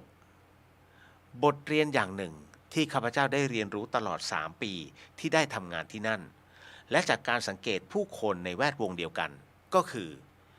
การทำงานเพื่อเปลี่ยนแปลงสังคมนั้นจะต้องทำควบคู่ไปกับการเปลี่ยนแปลงตนเองหรือการฝึกฝนพัฒนาตนด้วยไม่เช่นนั้นการทำงานเพื่อสังคมอาจลงเอยด้วยการกระทำเพื่อสนองตาตนเองซึ่งนำไปสู่การแสวงหาผลประโยชน์ส่วนตัวตลอดจนการวิวาทบาดหมางกับผู้อื่นเพียงเพราะคิดไม่เหมือนตัวหรือเพราะอยู่กันคนละหน่วยงานกับตนส่วนบางคนที่รักษาอุดมคติของตัวไว้ได้ก็อาจมีปัญหาอีกอย่างหนึ่งคือท้อแท้ผิดหวังที่งานไม่ได้ผลสังคมไม่เปลี่ยนแปลงทำให้ทำงานด้วยความทุกข์และอยู่อย่างคนสิ้นเรี่ยวสิ้นแรงข้าพเจ้ายิ่งเห็นความขัดจากประสบการณ์ของตนเองว่าในการทำงานเพื่อสังคมเราจำเป็นต้องรู้เท่าทันตนเองอยู่เสมอเพื่อไม่ให้อัตตาหรือความเห็นแก่ตัวครอบงำขณะเดียวกันก็ไม่ปล่อยให้จิตใจจมอยู่ในความทุกข์หรือความท้อแท้ผิดหวังข้าพเจ้าพบว่าการทำงานเพื่อสังคมจะได้ผลหรือเป็นไปอย่างต่อเนื่องหากเรามุ่งให้เกิดการเปลี่ยนแปลงตนเองควบคู่ไปกับการเปลี่ยนแปลงสังคมไปด้วยเอาละครับก็ค่อยๆ ลืมตาฮะค่อยๆลืมตาเนาะนะฮะช้าๆนะฮะผ่อนลมหายใจนะครับเอาละฮะโมทนาสาธุกับทุกท่านนะครับในการนั่งสมาธิในค่ำคืนนี้นะฮะก็เป็นแบบนี้ทุกค่ำคืนฮะแม้ผมจะบวชก็เป็นอย่างนั้นทุกค่ำคืนนะฮะในกรณีที่บวชผมอาจจะเลิกก่อนเวลาเล็กน้อยเพราะมันเลิกตี 1นะฮะต้องสวดให้พร นะฮะมงคลจักรวาลนะครับให้กับญาติโยมก็จะต้องเผื่อเลิกสักประมาณ15ต้องเที่ยงคืน55ต้องเลิกเพราะที่เหลือมันเป็นการสวด นะก็ต้องขออภัยถ้าแม่นมั่งไม่แม่นมั่งเนาะนี่ฮะพระใหม่ครับพระใหม่ เอ่ยไว้ก่อนออกตัวไว้ก่อนไม่มีปัญหาคือผมพยายามจะใช้มุกหลวงพี่ หลวงพี่ภัสกรถ้าสวดผิดไม่เป็นไรสวดไปแล้ว นะฮะแล้วก็สวดย้อนนะฮะก็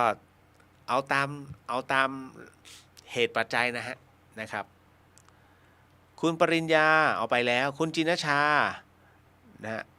คุณปริญญาสวัสดีครับพี่เลียวสวัสดีครับผมนะฮะคุณโมทนาสาธุกับคุณเรียวนำกรรมฐานแล้วก็ทุกท่านที่ร่วมปฏิบัติภาวนานะครับสาธุครับคุณปาล์มรายงานตัวค่ะคุณเรียวแล้วก็ชาวเดอะเฮียนคุณเหล่งไปกับต้นบุญป่ะตกลงมาใช่ไหมฮะมาใช่ไหมนะฮะไม่เพราะว่า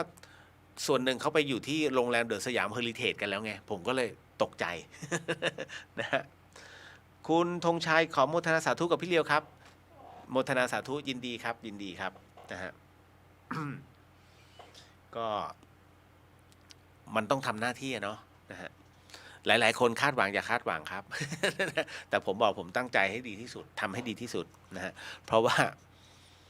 การบวชครั้งนี้ก็ยังอยู่ในสายตาของศิษยานุศิษย์ของหลวงพ่อท่านก็เมตตาของหลวงพ่อพุทธฐานิโยฮะท่านก็เมตตาผมนะฮะก็เป็นศิษย์ทั้งสองที่เลยทั้งพระธรรมยุทธ์แล้วก็พระมหานิกายแต่ท่านก็บอกว่าหลวงพี่ไม่ได้แบ่งเราไม่ได้แบ่งหรอกว่าใครเป็นใครแต่เพราะว่าเราเป็นศิษย์พระพุทธเจ้าเหมือนกันโอ้ยนะฮะถูกใจ เดี๋ยววันนี้ยังคงมีเรื่องราวพอสมควรนะฮะพูดได้นะครับจะทำอะไรพูดได้อยู่แล้ว นะฮะพอบวชเป็นพระนะฮะก็เรียกว่าถ้าจะแย่ พูดอย่างนี้ไม่ได้โบนเนี่ยนะฮะพระผู้ใหญ่ท่านก็นะฮะท่านก็ฟังอยู่นี่ฮะและนามสกุลฉายาด้วยฉายาผมอิทธิยาโนด้วย โอ้ยเกื้อหนุนกันจริงๆนะฮะคุณณัฐสิทธิ์ขอบคุณครับพี่เลียวสำหรับความรู้เรื่องหุ่นพยนต์ครับพี่ถ้ามีบุญวาสนาอยากมีไว้ใช้บ้างครับพี่ขอบคุณครับจะโดนแล้ว เมื่อเกินจะขอ แหมให้มันอะไรให้มันเรียบร้อยก่อนเนาะค่อยมาว่ากันนะฮะก็คือหลวงพี่ถ้าบวชแล้วจะบอกว่าหลวงพี่ไว้ย ถ้าบวชแล้วจะพูดแบบนี้ไม่ได้นะหลวงพี่มีของขลังโดนเลยนะฮะไม่นะฮะทวงกันเราเองถ้าจำได้ก็โอเคนะฮะ แต่ว่ามันจะมีข้อแม้ถ้าผมจะแจกอะไรพวกนี้นะฮะน้องต้องไปทำประโยชน์ให้กับพระศาสนาหรือความดีนะฮะเอาสัก2 ข้อสัก2 เรื่องก็พออะไรก็แล้วแต่อันนี้ไม่บอกไว้ก่อนเดี๋ยวเอาไว้จะมีกติกาแบบนี้ถ้าใครอยากได้โยมไปทำนี่ทำนี่มาแล้วก็มารายงานหลวงพี่พร้อมให้แต่คราวนี้ปัญหามาแล้วเป็นคฤหัสถ์เนี่ยผมมาส่งของให้ได้เป็นพระส่งให้ไม่ได้จะทำยังไงแค่นั้นแหละคุณ ตอนเป็นคฤหัสถ์ผมต้องปั่นจักรยานนะไอ้ที่ท่านได้รับกันน่ะผมขี่จักรยานไปนะไม่ได้ใช้รถนะฮะเป็นคนที่ไม่ค่อยชอบขับรถนะฮะปั่นจักรยานเนี่ยมันได้ฟิล แล้วก็ไปจอดแฟดบ้างไปรษณีย์บ้างนะฮะ นะก็จัดส่งให้ของแต่ละท่านคุณจินชาบอกว่ากำลังลานอนละค่ะอ้าวพักผ่อนพรุ่งนี้ตื่นตีห้าพรุ่งนี้ต้องตื่นตี 4เพราะเขาขึ้นรถตี 5ก็ต้องขึ้นรถประมาณทั้งตี 4 ครึ่งนะฮะเดี๋ยวก็จะอารมณ์ว่าถามไทยเป็นระยะไปนะฮะพรุ่งนี้เจอกันนะช่วงค่ำๆไม่เขาจะไปโอกาจูเนี่ยผมก็ได้มาขออนุญาตครับมาพูดคุยกันต่อเพราะว่าหลายๆท่านก็นะฮะเอาเรื่องพระก่อนเนาะใจบดี นะเพราะว่ามันมีเหตุเยอะเหลือเกินนะฮะเรื่องราวของพระนะฮะในวันนี้เนี่ยก็ยังมีข่าวเนาะอันเนี้ยเป็นคำถามที่ส่งมาแล้วผมจี๊ดแสลงใจ แต่มันก็จำเป็นอะนะฮะคือมันต้องให้ผ่านไปให้ได้ เพราะว่าตอนนี้เรากำลังจะบวชนะฮะแต่เราก็มาเจอเขาเรียกรุ่นพี่แล้วกันนะเพราะตอนนี้ประราชิกไปแล้ว มาเจอรุ่นพี่ทำงี้นะฮะมันก็ไม่เหมาะมีผู้ถามนะฮะว่าสงสัยค่ะทำไมพระเดี๋ยวนี้ทำผิดศีลเรื่องสีกากันมากโดยไม่เกรงกลัวต่อกรรมเลยแบบนี้จะสอนโยมได้อย่างไรคะเหมือนกฎของสงฆ์ไม่ศักดิ์สิทธิ์ถามว่าสิ่งที่โยมพูดนั้นสิ่งที่กัลยาณมิตรท่านติงมาอย่างเงี้ยถูกไหมฮะก็ถูกของท่านนะฮะเพราะว่าณตรงเนี้ยต้องบอกว่าสถานีเนี้ยเป็นสถานีพระพุทธศาสนาแห่งชาติและสังคมนะฮะดังนั้นการที่ผมพูดอะไรออกไปพระอีกหลายๆที่เนี่ยฮะท่านก็ฟังอยู่เฝ้าระวังอยู่แล้วก็ท่านก็ได้ยินเช่นกันคำถามที่ท่านส่งมาเนี่ยพระเดชพระคุณเหล่านั้นนะฮะพระคุณเจ้าเหล่านั้นท่านก็ได้ยินนะท่านก็จะฟังว่าผมจะตอบอย่างไรนะแล้วท้ายที่สุดท่านก็จะถ้าอันไหนที่ผมตอบผิดเนี่ยท่านก็จะเตือนมานะว่าอันเนี้ยมันไม่ใช่ทั้งหมดนะโยมท่านก็จะเตือนมาผมว่าจะบอกท่านว่าผมก็จะคอยระวังนะฮะจะตอบให้ใกล้เคียงมากที่สุดดังนั้นเนี่ยในกรณีที่กัลยาณมิตรถามมาว่า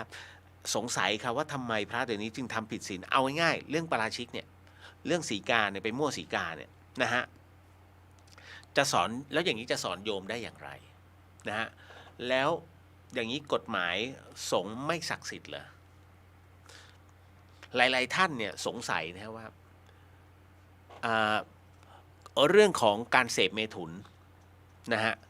มันคือข้อที่หนักมากๆ1 ใน 5ข้อของบทบัญญัติในการทำให้สมณะเนี่ยปาราชิกดังนั้นผมก็จะย้อนกลับไปในพุทธกาลแล้วกันว่าพระสงฆ์นะฮะรูปแรกที่เป็นสาวกของพระพุทธเจ้าแล้วทำผิดศีลเนี่ยชื่อว่าท่านพระสุทินอันนี้ผมพูดตามในพระวินัยปิฎกเล่ม 1เลยนะฮะรูปนี้คือพระสุทินนั้นเนี่ยต้องบอกว่าเมื่อตอนที่ท่านเป็นคฤหัสถ์ท่านเป็นบุตรของข้าหบดีเป็นลูกชายและเป็นลูกชายคนเดียวนะข้าหบดีก็คือพ่อค้ามีร่ำรวยมากๆฮะคือมีสมบัติเป็นโกฏอ่ะคือคำว่าโกฏเนี่ยหลัก100 ล้านถึง1,000 ล้านคือเงินเหลือกินเหลือใช้อ่ะนะและเป็นบุตรชายคนเดียวแล้วคราวนี้หลังจากที่สุทินท่านนี้เนี่ยฮะตอนที่เป็นคฤหัสถ์นะฮะยังไม่ได้บวชนั้นไปพบพระพุทธองค์พระสัมมาสัมพุทธเจ้านี้แล้วก็ได้รับฟังในสิ่งที่พระพุทธเจ้านั้นได้แสดงพระธรรมเทศนาพอแสดงธรรมเสร็จปุ๊บเนี่ยโอ้โหนายสุทินคนนี้เริ่มใสมากเริ่มใสพระพุทธเจ้าเริ่มใสจนขนาดที่อยากจะขอบวชแต่บอกแล้วพระพุทธเจ้านี่ท่านเป็นพระผู้ทรงสัพพัญญูพอมองปุ๊บอยากบวชรู้เหตุการณ์แล้วนะพระพุทธองค์ไม่ให้บวชพอไม่ให้บวชเสร็จปุ๊บเนื่องจากว่าท่านรู้ในพยานอยู่แล้วว่ายังมีภาระยังมีหน้าที่ที่ต้องทำอยู่เขายังไม่ได้ไปเคลียร์นะฮะคือบิดามารดาไม่ได้อนุญาตดังนั้นบวชไม่ได้ นายสุทินจึงต้องกลับไปขอบิดามารดาก็ไม่อนุญาตฮะเศร้าโศกเสียใจขอถึง3 ครั้งก็เศร้าโศกเสียใจพอเศร้าโศกเสียใจเสร็จปุ๊บเนี่ยทำไงนายสุทินนี่อดอาหารเลยฮะอดอาหารแบบเกือบจะ7 วันแล้วฮะก็ขออีกคราวนี้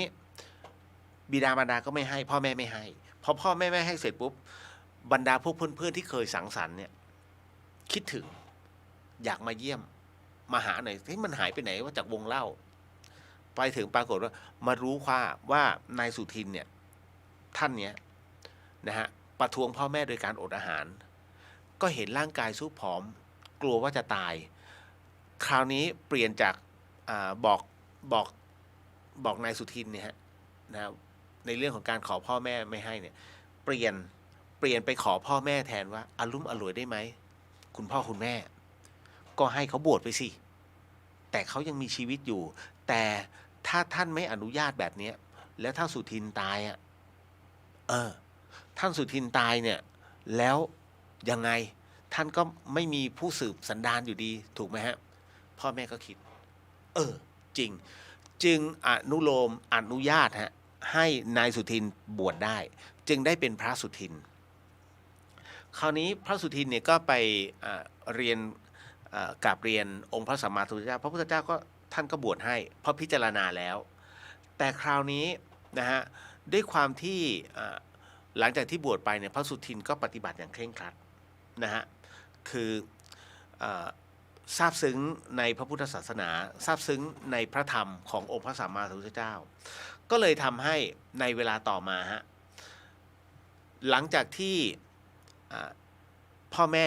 มาเยี่ยมที่สำนักของพระพุทธเจ้าอีกรอบหนึ่งก็เกลี้ยกล่อมให้พระสุทินนั้นลาสิกขานะก็ไม่ยอมลาสิกขาจึงนิมนต์ไปที่บ้านพอนิมนต์ไปที่บ้านเสร็จปุ๊บพ่อก็เอาอาหารเนี่ยมาถวายเสร็จปุ๊บปรากฏว่าในระหว่างที่พระสุทินนั้นกำลังฉันภัตตาหารอยู่พ่อเขาโน้มน้าวทั้งพ่อทั้งแม่โน้มน้าวศึกเถอะอยากได้ทายาทนะจะได้มีทายาทนะฮะ ก็เลยทำให้พระสุทินเนี่ยก็ยังไม่ตกลงปรงใจคราวนี้ไปเอาอดีตภรรยาของพระสุทินมาด้วยก็เลยชักจูงว่าพระสุทินไหนท่านจะไม่สึกใช่ไหมแต่ก็อยากได้พืชนะเมื่ออยากได้ผลของพืชบ้างนะฮะอย่างน้อยจะได้มีทายาทไว้สืบสกุลพระสุทินท่านก็พิจารณาแล้วว่าถ้าให้ศึกคงไม่ศึกไม่ได้แต่ถ้าจะให้มีบุตรตรงนี้ด้วยข้อบัญญัติสมัยก่อนพระพุทธองค์นั้นทรงมิได้บัญญัติเรื่องนี้เอาไว้ก็เลยตกปากรับคำดังนั้นเนี่ยพระสุทินท่านนะฮะก็เลยเสพเมถุนกับอดีตภรรยาเนี่ยถึง3 ครั้ง 3 คราจนกระทั่งนางนั้นตั้งครรภ์นะฮะ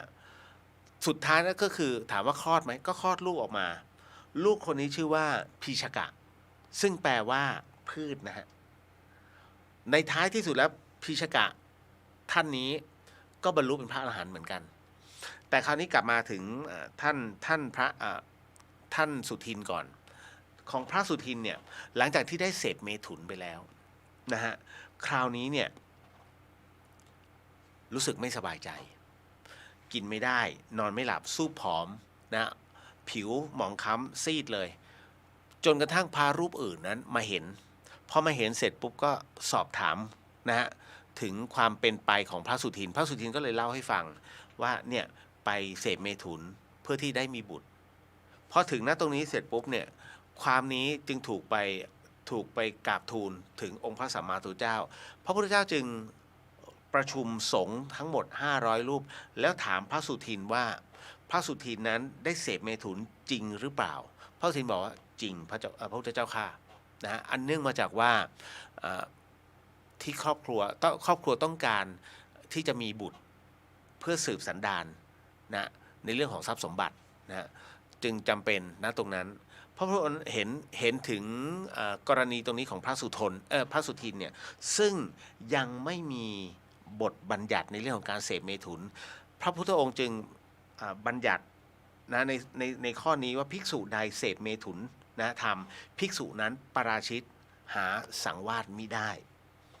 แต่กรณีของพระสุทินนั้นนะฮะถือว่าเป็นอาบัติคือต้องบอกว่าอาบัติในที่นี้เป็นอาบัติซึ่งไม่มีในบทบัญญัติ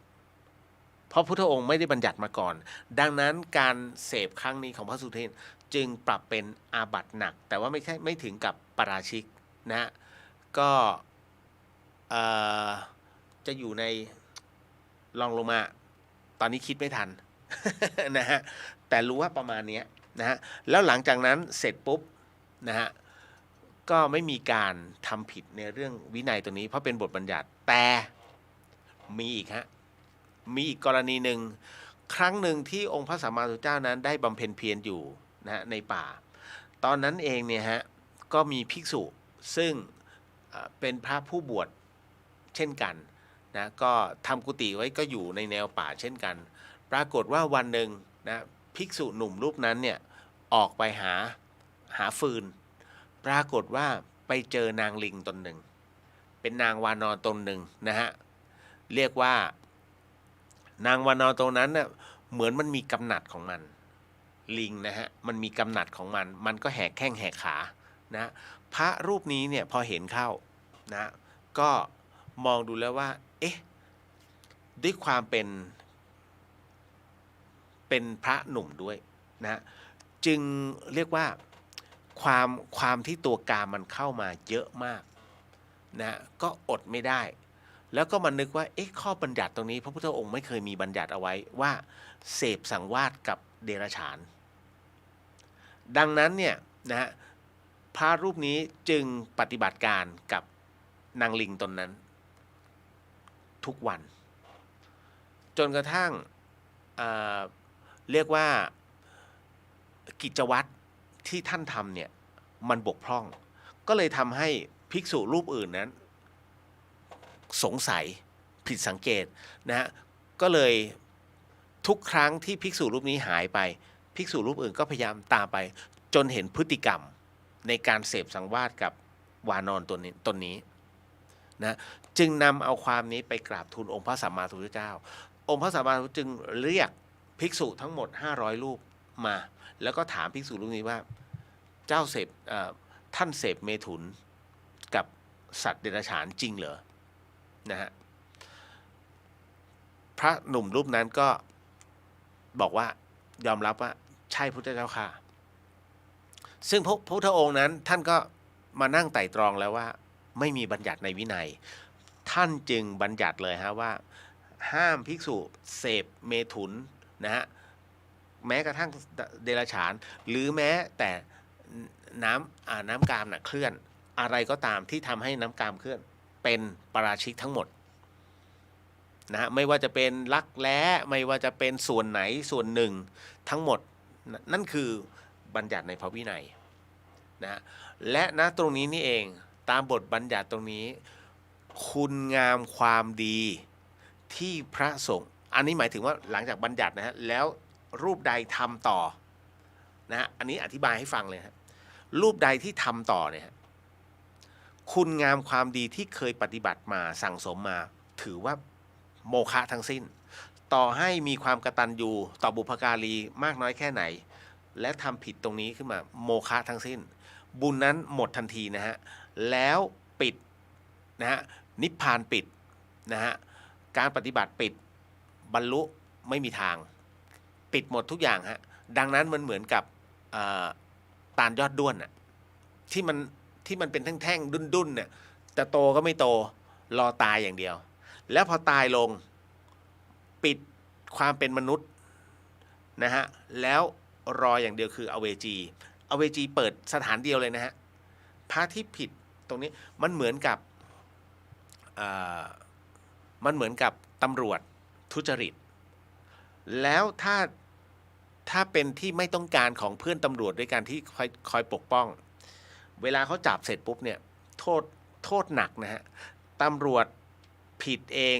เพราะถือว่าเป็นผู้รักษากฎหมายโดนหนักกว่าประชาชนนะข้าราชการทุจริตแม้เพียงเงิน10 บาทก็ประหารชีวิตนั่นคือบทบัญญัติเพราะถือว่าเป็นผู้รู้กฎหมายเช่นเดียวกับพระภิกษุรู้ในพระวินัยอยู่แล้วยังทำเช่นนี้อยู่ดังนั้นเนี่ยในส่วนของดวงจิตปิดทันทีฮะหมดสิทธิ์เกิดเป็นมนุษย์แล้วนะฮะในเรื่องของพระวินัยข้อนี้หนักมากนะท่านถือว่าสุดๆอันนี้ในพระไตรปิฎก นะฮะแล้วทำไมยังทำอยู่นั่นเพราะว่าวงกรรมยังมาไม่ถึงแต่ถ้าวงกรรมมาถึงเมื่อไหร่หมดสิทธิ์ฮะเรียบร้อยถามว่ามันมีวันนั้นไหมมีฮะคนเราเมื่อเกิดมาแล้วก็ต้องรอตายนี่คือสิ่งที่มันเป็นสัจธรรมดังนั้นตอนนี้ยิ้มได้สนุกได้กูทำชั่วเสมอไม่เห็นมีใครเขาว่าอะไรยังไม่มีใครว่าแต่เมื่อไหร่ก็ตามที่เวลานั้นมาถึงอันนั้นแหละเขาเรียกหัวเราะทีหลังดังกว่านะฮะเพราะฉะนั้นอันนี้ก็เลยต้องเตือนเอาไว้ด้วยแล้วก็ต้องอธิบายให้กับเหล่าศรัทธานะฮะที่พยายามคิดว่าเอ้ยมันไม่มีบทบัญญัติแบบนี้ไม่ใช่มิใช่ไม่ศักดิ์สิทธิ์แต่เนื่องจากว่าด้วยไทมิ่งของกรรมมันต้องรอระยะเวลาและถามว่าหนักไหมหนักสิก็ตัวเองเป็นพระไงแต่ยังกล้าทำแบบนั้นสิ่งหนึ่งคนที่เขากราบไหว้พระธรรมนะฮะโดยมีพระสงฆ์เป็นผู้เผยแผ่พระธรรมนั้นซึ่งพระธรรมนั้นเป็นพระธรรมแห่งความจริงถูกไหมฮะพระธรรมนั้นไม่เคยโกหกแต่คนที่โกหกคือคนที่เอามาบิดดังนั้นเนี่ยฮะตามเหตุปัจจัยนะตรงนี้เก็ตเนาะคราวนี้ไม่ต้องสงสัยนะว่าทำไมพระเดี๋ยวนี้ทำผิดศีลนะฮะคือพระก็มนุษย์พระก็คือชาวบ้านคือคนธรรมดาที่ช่วงที่มาบวชคือเบื่อนะฮะช่วงที่มาบวชก็คือเบื่อในเรื่องของทางโลกนะก็มาบวชแต่บังเอิญว่าสังเกตไหมที่ก่อเหตุนะฮะเป็นพระผู้มีพรรษาเยอะมากขออนุญาตขออโหสิกับพ่อแม่ครูบาอาจารย์ที่มีพรรษามากนะฮะแล้วผมไม่ได้เอื้อนเอ่ยถึงอธิบายอย่างชัดเจนขออนุญาตเอาใหม่ท่านสังเกตไหมครับว่าแยกก่อนนะฮะพระผู้มีพรรษามากเนี่ยขอแยกก่อนที่มักจะเกิดเรื่องราวเนี่ยระดับเจ้าอาวาสนะฮะระดับประเภทโอ้โหที่บวชมานานนะฮะทั้งสิ้นที่เป็นข่าวนะที่เมาขับรถเนี่ยบวชมาเนี่ยเยอะหลายพรรษาทั้งนั้นนะฮะ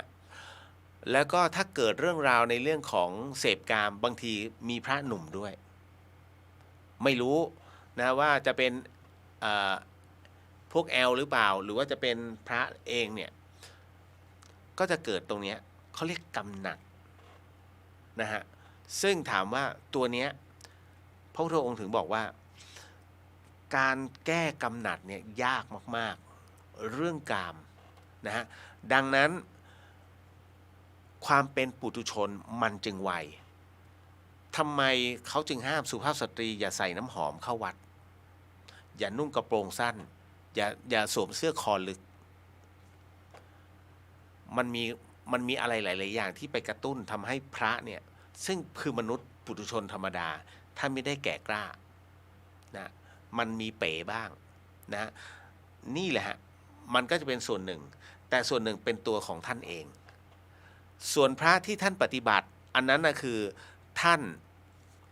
เจออะไรมาเยอะจนกระทั่งท่านเขาเรียกตีตกไปหมดแล้วอันนั้นถือว่าท่านคนละเกรดกับประเภทที่ผมกำลังจะกล่าวถึงประเภทที่ผมกล่าวถึงหมายถึงว่าไปวันๆประเภทไปวันๆแล้ว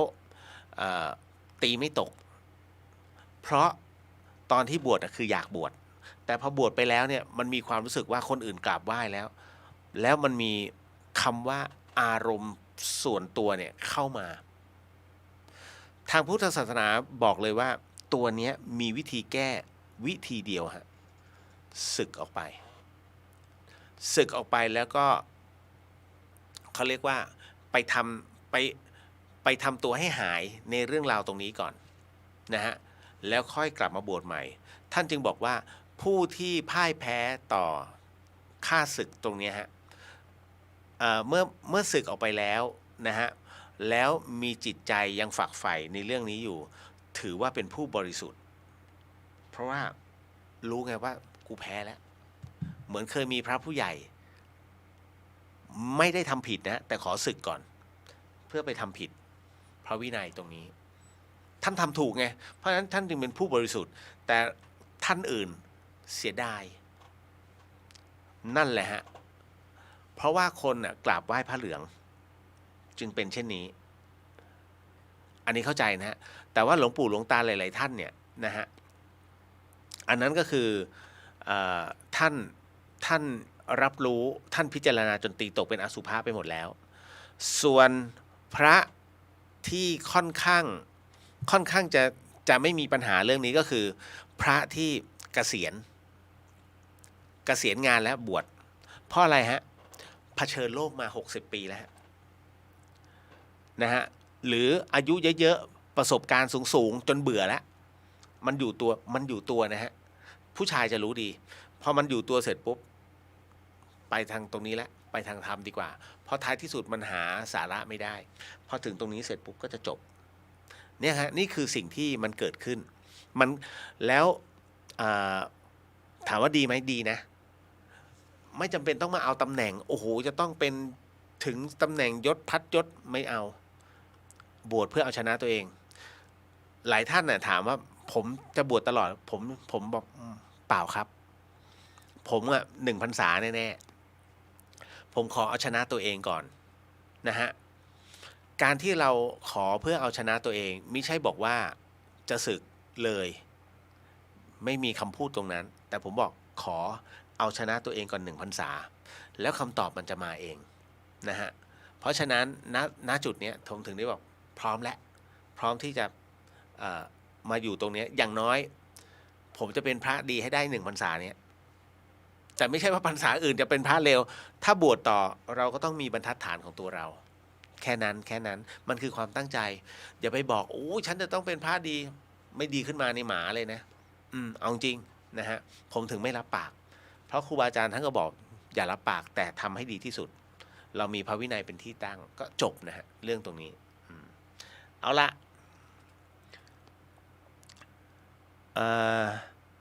เดี๋ยวนะป้าแก้วสวัสดีค่ะคุณเลียวสวัสดีฮะ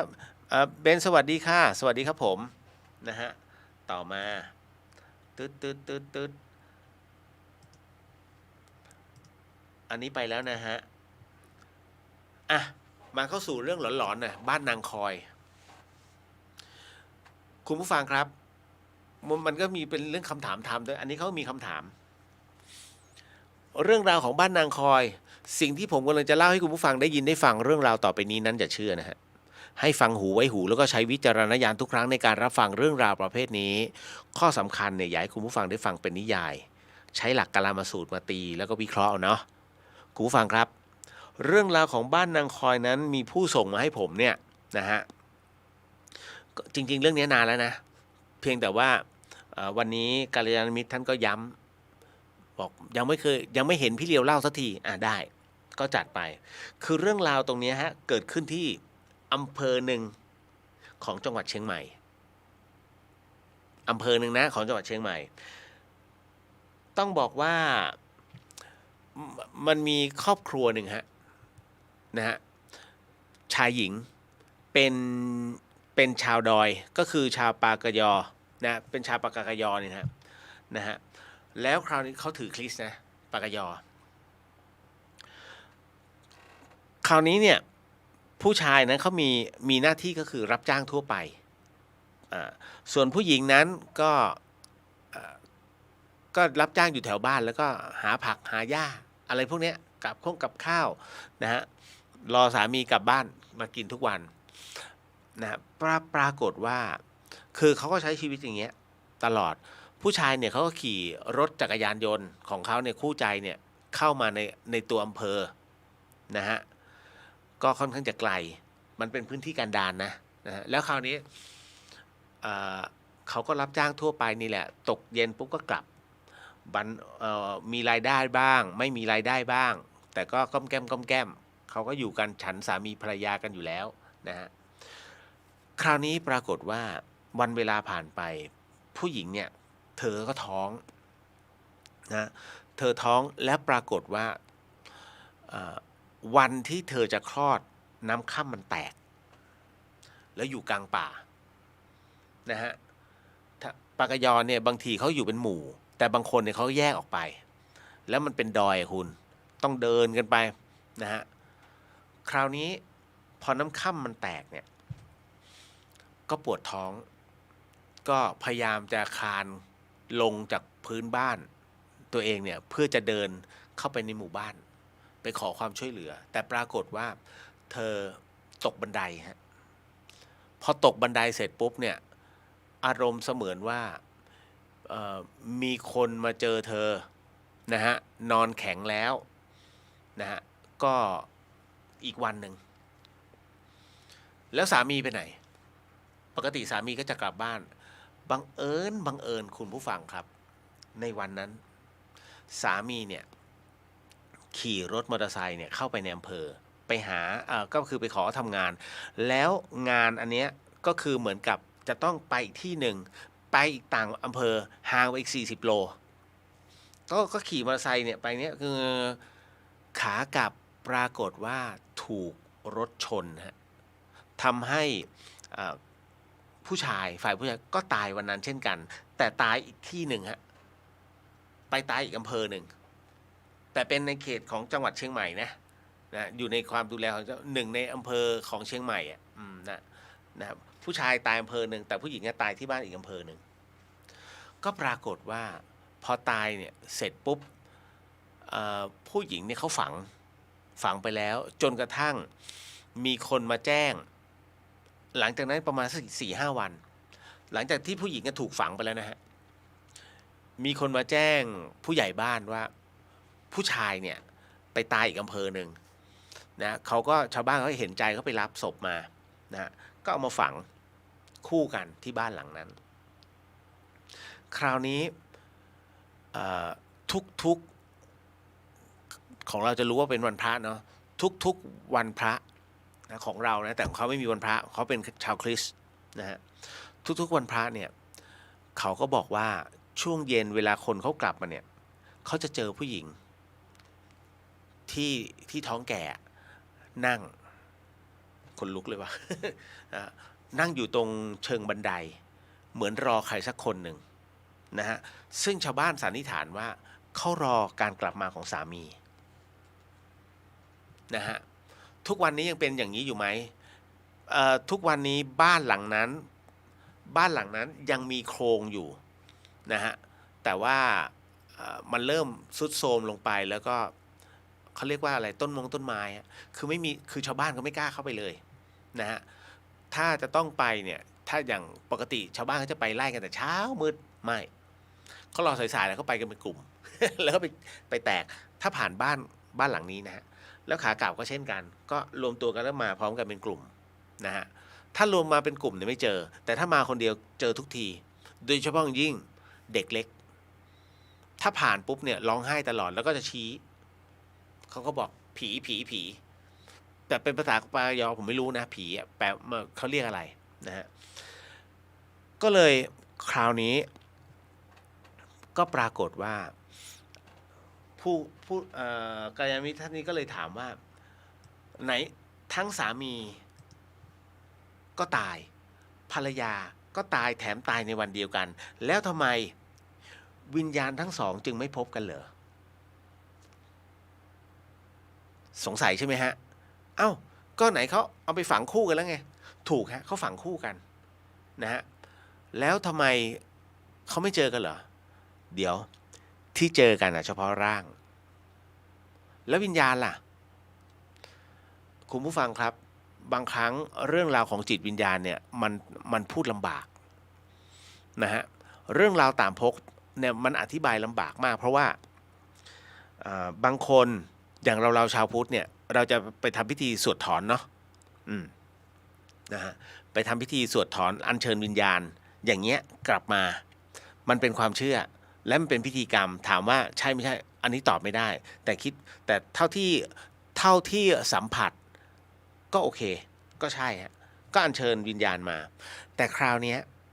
เขาเป็นชาวคริสต์เขาไม่เชื่อเรื่องราวเหล่านี้นะฮะเมื่อไม่เชื่อเรื่องราวเหล่านี้การทำพิธีอัญเชิญ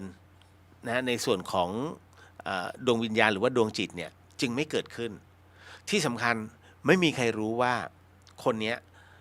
จุดตายของผู้ชายเนี่ยอยู่ตรงไหนกันแน่จนปัจจุบันนะฮะไม่มีใครรู้ว่าจุดตายของเขาอยู่ตรงไหน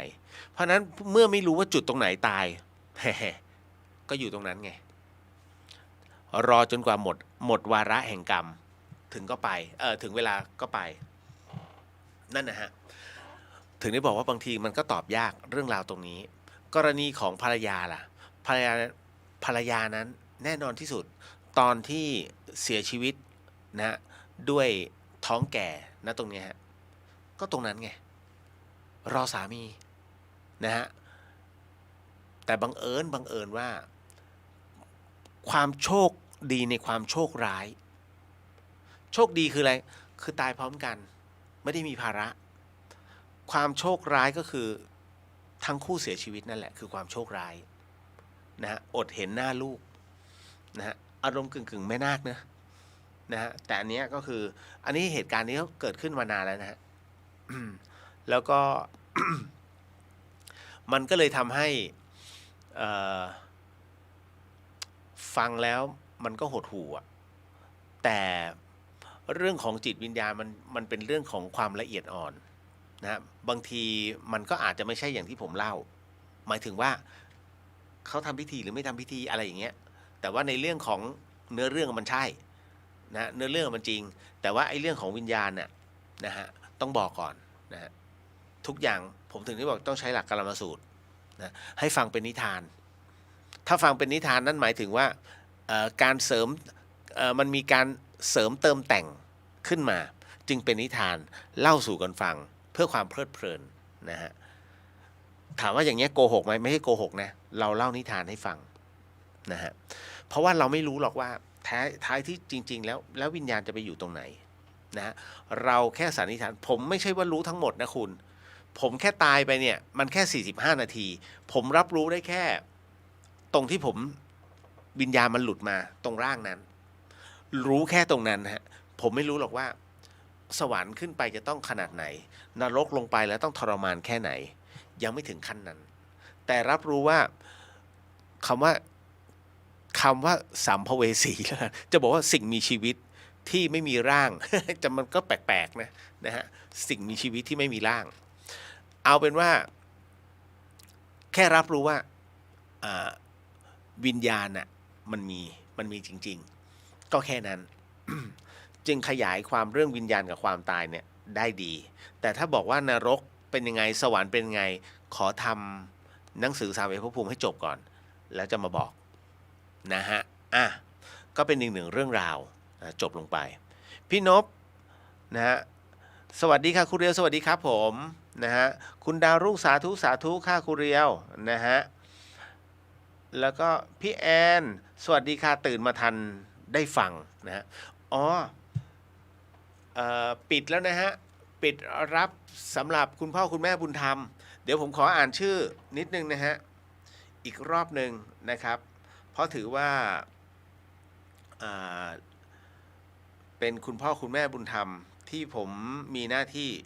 ที่จะน้อมรำลึกแล้วก็ส่งอานิสงส์ตรงนี้ให้ก็จะมีท่านแรกเลยนะฮะพี่ชายผมที่ล่วงลับไปแล้วนะคุณชนัทรัตนสมบูรณ์พระภาสกรภูริวัฒโนภาวิไลนะคุณศิวรัตน์จูมิ่งคุณปุณคริสประสงค์เงินแม่ชีชาแลมรัตนสมบูรณ์นะแล้วก็คุณแม่พี่ปุ๋ยเนาะนะฮะคุณเม้งแซ่ม้าคุณธีรวรรณธนานิเวศคุณรัชชะและคุณวิไลพันธ์สมบูรณ์ศิลป์คุณแม่เมธาวีบุญปานสมุทรคุณพ่อทวีสุขบุญปานสมุทรคุณพรกมลกำธรกิติกุลนะฮะคุณสุกัญญาเชื้อสิงห์นะฮะคุณอุบลวรรณสายเกิดท่านพระครูสมุวิสุวัตรวรกิจโจ คุณยุทธนา คุณพัทรานิชสุทธิชัยยากุล คุณชนันดาวิบูลย์ผล คุณสุพัฒษาวังแก้ว คุณพ่อวิชัยแล้วก็คุณแม่พรพันธ์คุณกีรติยุทธคุณกิติพงศ์คุณกีรติยุทธคุณจินนชาคุณกีรติยุทธคุณพวงเพชรเจริญลาภคุณแม่แสงทองโหตระพวานนท์คุณกนกพรจันทโรธคุณสุกัญญาเชื้อสิงห์คุ้นอ้าวซ้ำกันหนึ่งคนนะคุณสุกัญญาเชื้อสิงห์นี่ซ้ำเดี๋ยวก่อนต้องผมว่าแป๊บนั่นฮะแป๊บ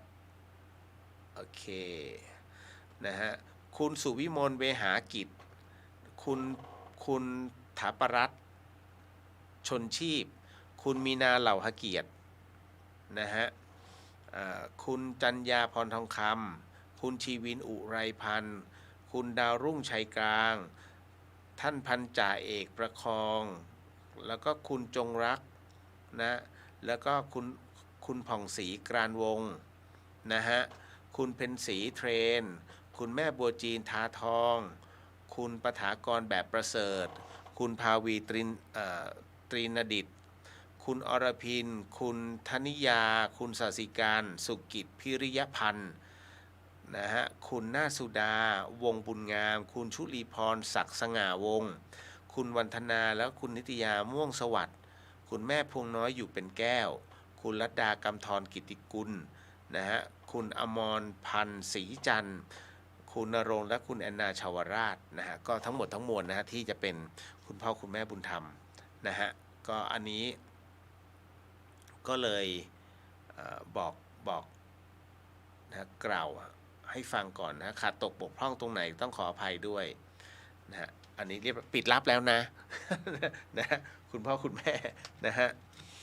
ก็ยินดีครับในการอุปสมบทในครั้งนี้นะครับ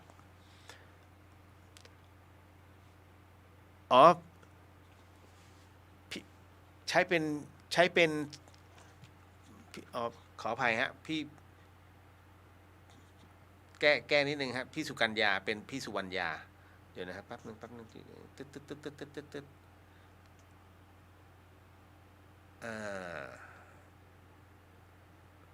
ขอบพระคุณฮะที่ทวงติงมา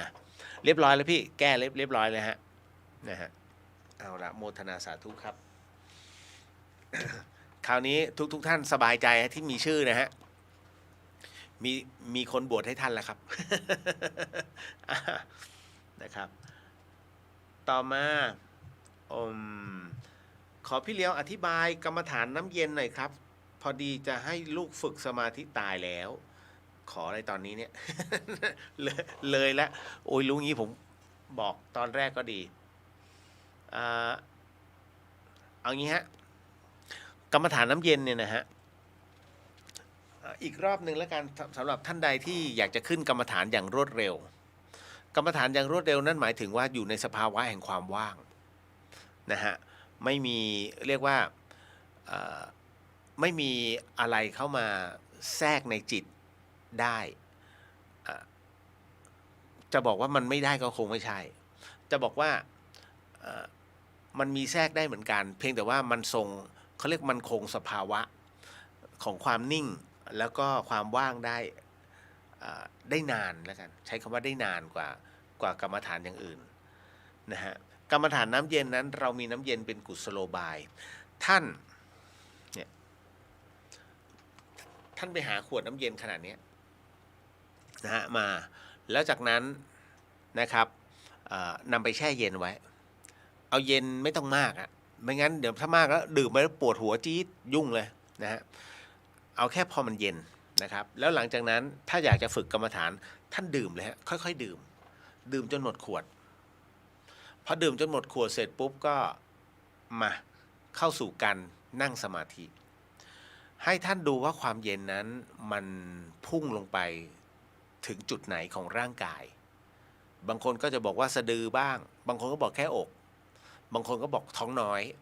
แต่จริงๆแล้วเนี่ยตามหลักแล้วมันจะไปหยุดที่ท้องน้อยนะฮะมันจะไปหยุดที่ตรงท้องน้อยเลยนะฮะมันจะไปกองอยู่นั้นนะฮะแล้วคราวนี้พอมันไปกองอยู่ตรงท้องน้อยเสร็จปุ๊บยังไง เอาสติลงไปตามจับที่ความเย็นนะฮะก็เรียกสติตามรู้นะฮะเอาสติของเราเนี่ยลงไปจับที่ความเย็นเอาห่อความเย็นตรงนั้นเอาไว้พอห่อเสร็จปุ๊บเนี่ยมันจะนิ่งพอมันนิ่งเสร็จปุ๊บเนี่ยเพราะอะไรเพราะมันเย็นอยู่แล้วคุณเนี่ยเมื่อเรานั่งหลับตาลงและเอาสติเข้าไปจับมันเนี่ยเหมือนเอาตำรวจเข้าไปจับผู้ร้ายเนี่ยในความเย็นไม่ให้มันไปไหนเพราะมันเกาะแน่นกับที่ความเย็นต่อให้มันมีเสียงนี่นู่นนั่นก็ถ้าคุณยังจับอยู่ไม่วอกแวกเลยฮะมันจะอยู่ที่ความเย็นแต่พอไปสักพักหนึ่งเขาเรียกจิตมันเริ่มล้าเริ่มเฮ้ยมันอยากจะปล่อยไอ้ความเย็นนี้แต่จริงมันปล่อยไม่ได้จิตเมื่อเข้าไปแล้วเนี่ยมันออกยากมากเพราะมันมีคือความเย็นมันอยู่ที่แกนแล้วไงคราวนี้อาจจะมีเสียงแป้นแป้นแป้นแป้นจิตตามเสียงไปแต่มันกลับเข้ามาคุณอย่าปฏิเสธโอ้ยมันไม่ได้ยินหรอกไอ้ที่เขาบีบแต่ไม่จริงอ่ะถ้าไม่ได้ยินจะพูดถูกอ่ะมันบีบแต่ ถูกไหมฮะเพราะฉะนั้นเนี่ยจิตมันจะไวมากคุณไปกำหนดเขาไม่ได้หรอกมันคือลิงโลดเพียงแต่ว่ามันจะกลับมาเร็วมากนะมันประจับอยู่ที่ความเย็นแล้วคราวนี้เมื่อจับไปที่ความเย็นเสร็จปุ๊บก็ลองพิจารณาฮะว่าในระยะเวลาที่ท่านกำหนดของท่านเองสมมุติว่าครึ่งชั่วโมงเนาะมันมีจิตของเรามันแวบไปนู่นแวบไปนี่มันแวบไปไหนแวบไปนานไหมนะแล้วหลังจากแวบเสร็จปุ๊บเนี่ยกลับมาได้แล้วคุณเรียกกลับมาแล้วมันมีแวบไปไหนอีกไหมมันไปคิดเรื่องอะไรนะคุณก็ตามไปแล้วก็เรียกกลับมาแต่มันกลับมาอัตโนมัติเพราะอะไรเพราะท่านกำหนดที่ไปที่ความเย็นพอมันไปเที่ยวสมมุติว่าแหมวันนี้คิดถึงคนรักจังเลยคิดถึงใบหน้าของเธอจังเลยเสร็จปุ๊บเนี่ยพอมานั่งนึกถึงความเย็นมันกลับมาแล้วฮะมันไม่ไปหน้าจิตมันไม่ไประลึกถึงหน้าคนรักแล้วมันจะมาที่ความเย็นเพราะมันเรียกกลับมาได้ลองดูฮะแล้วพอถึงเวลาปุ๊บลองมาพิจารณาว่าอะไรที่มันเกิดดับแล้วมันเกิดดับได้ไงก็คือดวงจิตที่มันแวบไปแวบมานะลองพิจารณาณตรงนั้นเสร็จปุ๊บเขาเรียกลองสอบดูตรวจสอบอารมณ์ของตัวเองว่าแล้วเรามีอารมณ์แบบไหนนะคิดถึงไหมนะโมโหไหมนะหรือว่าสงสัยไหมและสงสัยเนี่ยคิดให้มันตกตีเป็นเขาเรียกปัญญานะฮะพอเรามีสมาธิปัญญาจะเกิดนั่นนะฮะเราฝึกสมาธิเพื่อให้เกิดปัญญานะฮะเก็ตเนาะอันนี้คร่าวๆนะครับก็เดี๋ยวถ้ามีโอกาสก็มานั่งฝึกกันที่วัดไฟหินนี่แหละนะฮะก็เอาลูกมาก็ได้เดี๋ยวพี่เลียวดูแลฮะนะฮะเด็กๆนะฮะแต่ลิงโลดไม่เอานะไอ้ที่แบบคุณเชื่อไหมเด็กเนี่ยนะฮะถ้าเอามาอยู่วัดนะครับโดยที่พ่อแม่ไม่เกี่ยวเลยนะฮะถ้าเอามาอยู่วัดเขาจะมีความสุขมากทำไมจึงเป็นเช่นนั้นนะฮะคือเด็กแต่ละคนเข้ามาในครอบครัวที่ต่างกันบางคนลูกแม่ครัวบางคนก็ลูกนักการนะฮะบางคนก็ลูกของเจ้าของออฟฟิศนะฮะบางคนก็เนี่ยพ่อแม่รับจ้างแถวนี้เอามาฝากแต่ท้ายที่สุดเขาเป็นเพื่อนกันเขาเล่นกันสนุกสนานผลักกันล้มนี่นู่นนั่นนะฮะไม่มีใครว่าใครเพราะอะไรฮะเพราะมันเท่ากันมันสนุกมันได้ทำงานนะตรงเนี้ย เขามีความสุขนะฮะจะให้เด็กไปว่าข้อศีลผมถามคุณว่าแล้วเด็กมันท่องได้ไหมข้อศีลคุณจำไว้อย่างนะฮะเด็กเนี่ยนะฮะข้อศีลเนี่ยต่อให้เขาไม่ท่องเขาก็ไม่ทำผิดเขาไม่ทำผิดศีลนะฮะเพราะมันยังเด็กนะเพียงแต่ให้รับรู้สภาวะของจิตของเขานะตรงนั้นว่าเขาต้องการอะไรแต่เด็กจะเหลิงและเสียคนต่อเมื่อกลับบ้านนะทำไมจึงเป็นเช่นนั้นเพราะพ่อแม่สปอยโอ้โหลูกต้องการอะไรหิวไหมลูกวันนี้อยากกินอะไรโอ้อยากกิน KFC ไปเลยพาไปกินสปอยนะฮะแต่ถ้าอยู่วัดล่ะหลวงอาให้กินอะไรอ๋อวันนี้กินน้ำพริกแล้วกินกับใครเนี่ยก็เพื่อนๆแล้วกินเขากินกันหมดไหมกินแล้วลูกกินไหมก็กินไม่มีใครสปอยใครฮะมันเท่ากันหมดนี่ไงฮะ แต่ถ้าพ่อแม่สปอยแล้วเอามาเสร็จปุ๊บเนี่ยแล้วก็ยังจะนี่นู่นนั่นพระว่าไม่ฟังนี่เอากลับเลยเพราะอะไรฮะมันกลายเป็นว่ามันจะมารอสั่งพระนะอันนี้จะรอสอนพระไม่ให้พระสอนดังนั้นเอากลับไปเสียเวลา นะมีเด็กหลายคนที่นะฮะดีกว่าแล้วถามว่าทำไมพระจึงไม่สอนโยมสังเกตไหมพระไม่ค่อยสอนโยมแต่สอนเด็กๆคือพระเนี่ยไม่ใช่ไม่สอนโยมฮะพระท่านจะลองเชิงโยมก่อนถ้าสอนไปแล้วอ๋อคนนี้เถียงเป็นเอ็นเลยตึกตึกตึกตึกถ้าเป็นเอ็นก็ไปปฏิบัติเองไม่ต้องมาตรงนี้นะก็ไปฝึกที่บ้านก็โยมได้แล้วเสร็จปุ๊บบอกอ้าวบุญก็ต้องทำทานก็ต้องทำนะทำไมต้องทำล่ะทำไม่เห็นได้เลยไม่มีจะกินด้วยเนี่ยท่านมาสอนอะไรเลอะเทอะกันก็ไม่เป็นไรนะแล้วมาทำไมล่ะเนี่ยตามเข้ามาเอามาครั้งหน้าไม่ต้องตามเข้ามากลับบ้าน นะท่านบอกว่าคนประเภทนี้ไม่ต้องสอนเหนื่อยเปลืองเวลานอนเปลืองน้ำลายเปลืองลมหายใจ ท่านบอกงั้นนี่ฮะแล้วรู้ไหมนี่คือเป็นคำพูดของครูบาอาจารย์หลวงปู่ชอบฐานสโมฮะท่านบอกว่าอย่าเสียเวลากับคนที่ไม่ควรเสียเวลานะฮะเพราะฉะนั้นจงเสียเวลากับสิ่งที่เป็นประโยชน์ดังนั้นเนี่ยเด็กไม่ใช่ว่าจะน่ารักทุกคนไม่ฮะนะฮะเด็กไม่ได้น่ารักทุกคนนะฮะเขาเรียกว่าสัญญาเก่ามันมีบางคนบอกว่าทำไมคุณเป็นคนใจดำอย่างเงี้ยนี่มันเด็กเล็กๆนะเขาดูที่สัญญาสัญญาของเด็กเป็นยังไงสมมุตินะคุณไปกิน MK สมมติคุณกิน MK อยู่ๆโต๊ะข้างๆเนี่ยมีเด็กคนหนึ่งนะฮะสมมุตินะเด็กคนเนี้ยพ่อแม่มันก็ปล่อยเขาก็กินกัน2 คนผัวเมียปล่อยลูกก็ไม่รู้ทำอะไรหันไปปุ๊บดึงหัวไอ้โต๊ะข้างหลังบึ้งแล้วก็นิ่งๆถามว่ารำคาญไหมอันนี้เขาเรียกละเมิดส่วนสุดเขาเรียกละเมิดสิทธิส่วนบุคคลแล้วถูกไหมเสร็จปุ๊บพ่อแม่ก็ดุทำไมไปทำพี่เขาอย่างนั้นตีมือเด็กปุ๊บเด็กร้องไห้แฮกเห็นไหมรำคาญไหมฮะรำคาญอันนี้เขาเรียกว่าสัญญานะสัญญาเดิมเป็นคนดื้อสัญญานี้เกิดจากใครพ่อแม่สปอยดังนั้นเนี่ยถึงได้บอกว่าอะไรที่เราควบคุมลูกตัวเองไม่ได้อย่าเพิ่งเอาออกสาธารณะมันจะก่อให้เกิดความรำคาญนะฮะเพราะฉะนั้นพระเนี่ยเวลาท่านสอนท่านก็จะดูตามสัญญาดังนั้นท่านจึงสอนได้เฉพาะเด็กบางคนแต่ไม่ใช่ทุกคนนะฮะอันไหนที่มองปุ๊บพ่อแม่ต้องเลิกสปอยก่อนถ้าเลิกสปอยแล้วค่อยมาว่ากันท่านจะละลายพฤติกรรมได้หลวงปู่ชอบท่านเป็นผู้ที่เรียกว่าเป็นพระที่มีเขาเรียกท่านมองการไกลในเรื่องของการสอนเด็กปลูกฝังให้กับเด็กๆนะฮะอันนี้ก็โมทนาสาธุกับครูบาอาจารย์ด้วยผมก็เลยจำตรงนี้มาฮะแล้วมันมีวิธีการด้วยสำหรับเด็กที่ไม่ชอบนั่งสมาธิผมอึ้งกับวิธีการของท่านนะฮะเดี๋ยวเอาไว้ค่อยว่ากัน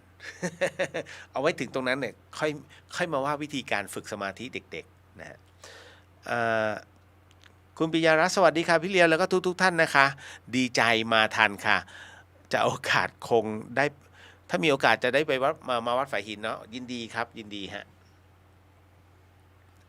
ต่อมา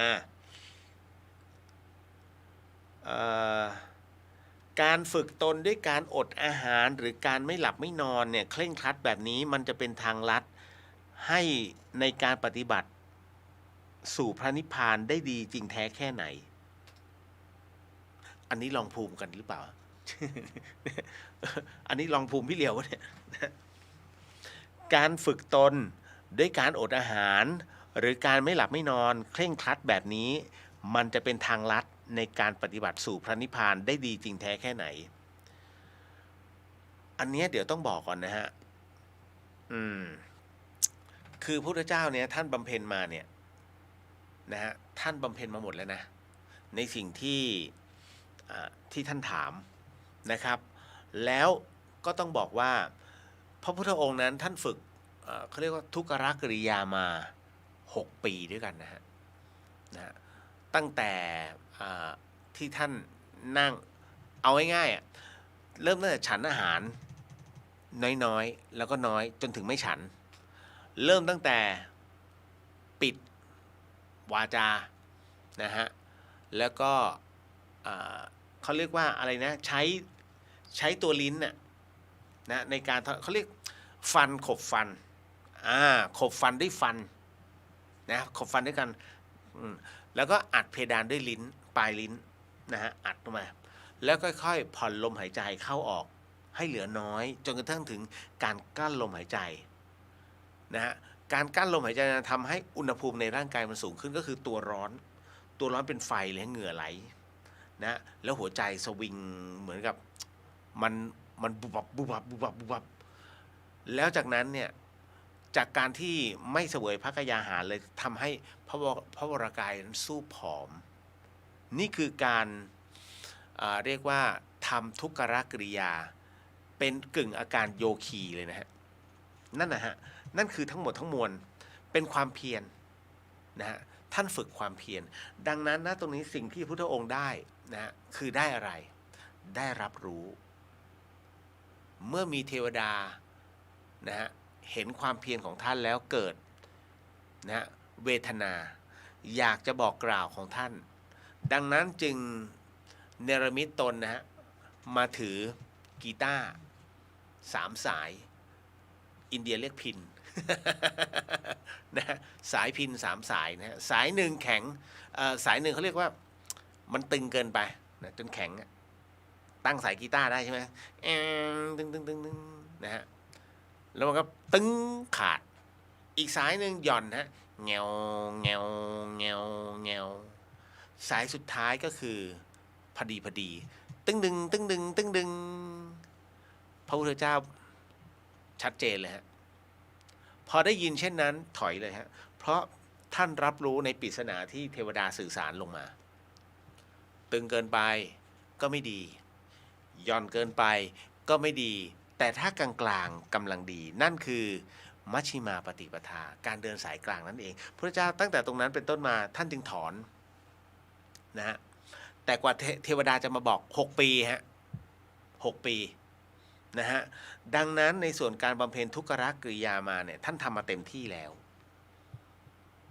แต่กรณีที่ท่านถามต่อนะฮะคือจริงๆแล้วมันจะมีในเรื่องของปฏิจจสมุปบาทเข้ามา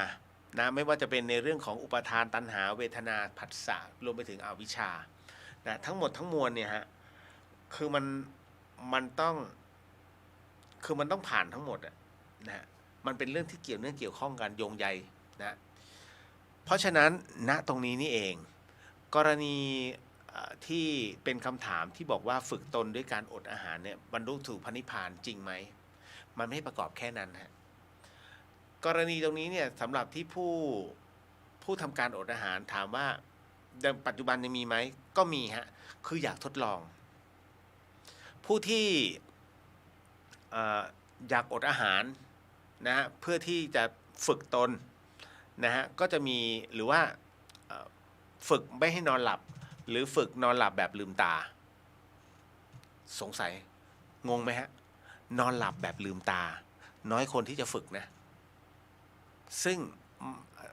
มันก็สุ่มเสี่ยงอันตรายกับหนังเขาเรียกน้ำตาแห้งนะฮะแต่มีคนฝึกนะก็ทรมานไปอีกแบบหนึ่ง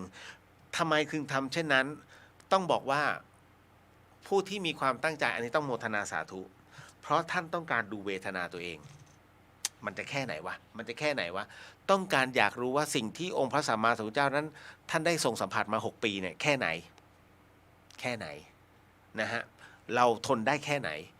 ถ้าทนแล้วโอ้10 วันแล้วโอ้ทรมานเห็นเวทนาแล้วนะฮะตามอธิษฐานครบ10 วันฉันข้าวทำให้รู้เบื้องต้นว่าสิ่งที่องค์พระสัมมาสัมพุทธเจ้านั้นบำเพ็ญขนาดนี้แล้วหนักกว่านี้6 ปีฮะจะหนักกว่าที่ท่านเจอแค่ไหน อันนี้เขาเรียกฝึกดูเวทนาจนสามารถเข้าใจแต่ไม่ได้ตึงเยี่ยงพระพุทธองค์นะฮะแต่บางรูปบางท่านฝึกเอาศรัทธานะบอกว่าต้องทำอย่างนี้ทำอย่างนี้อดอาหารฝังตัวเองนี่นู่นนั่น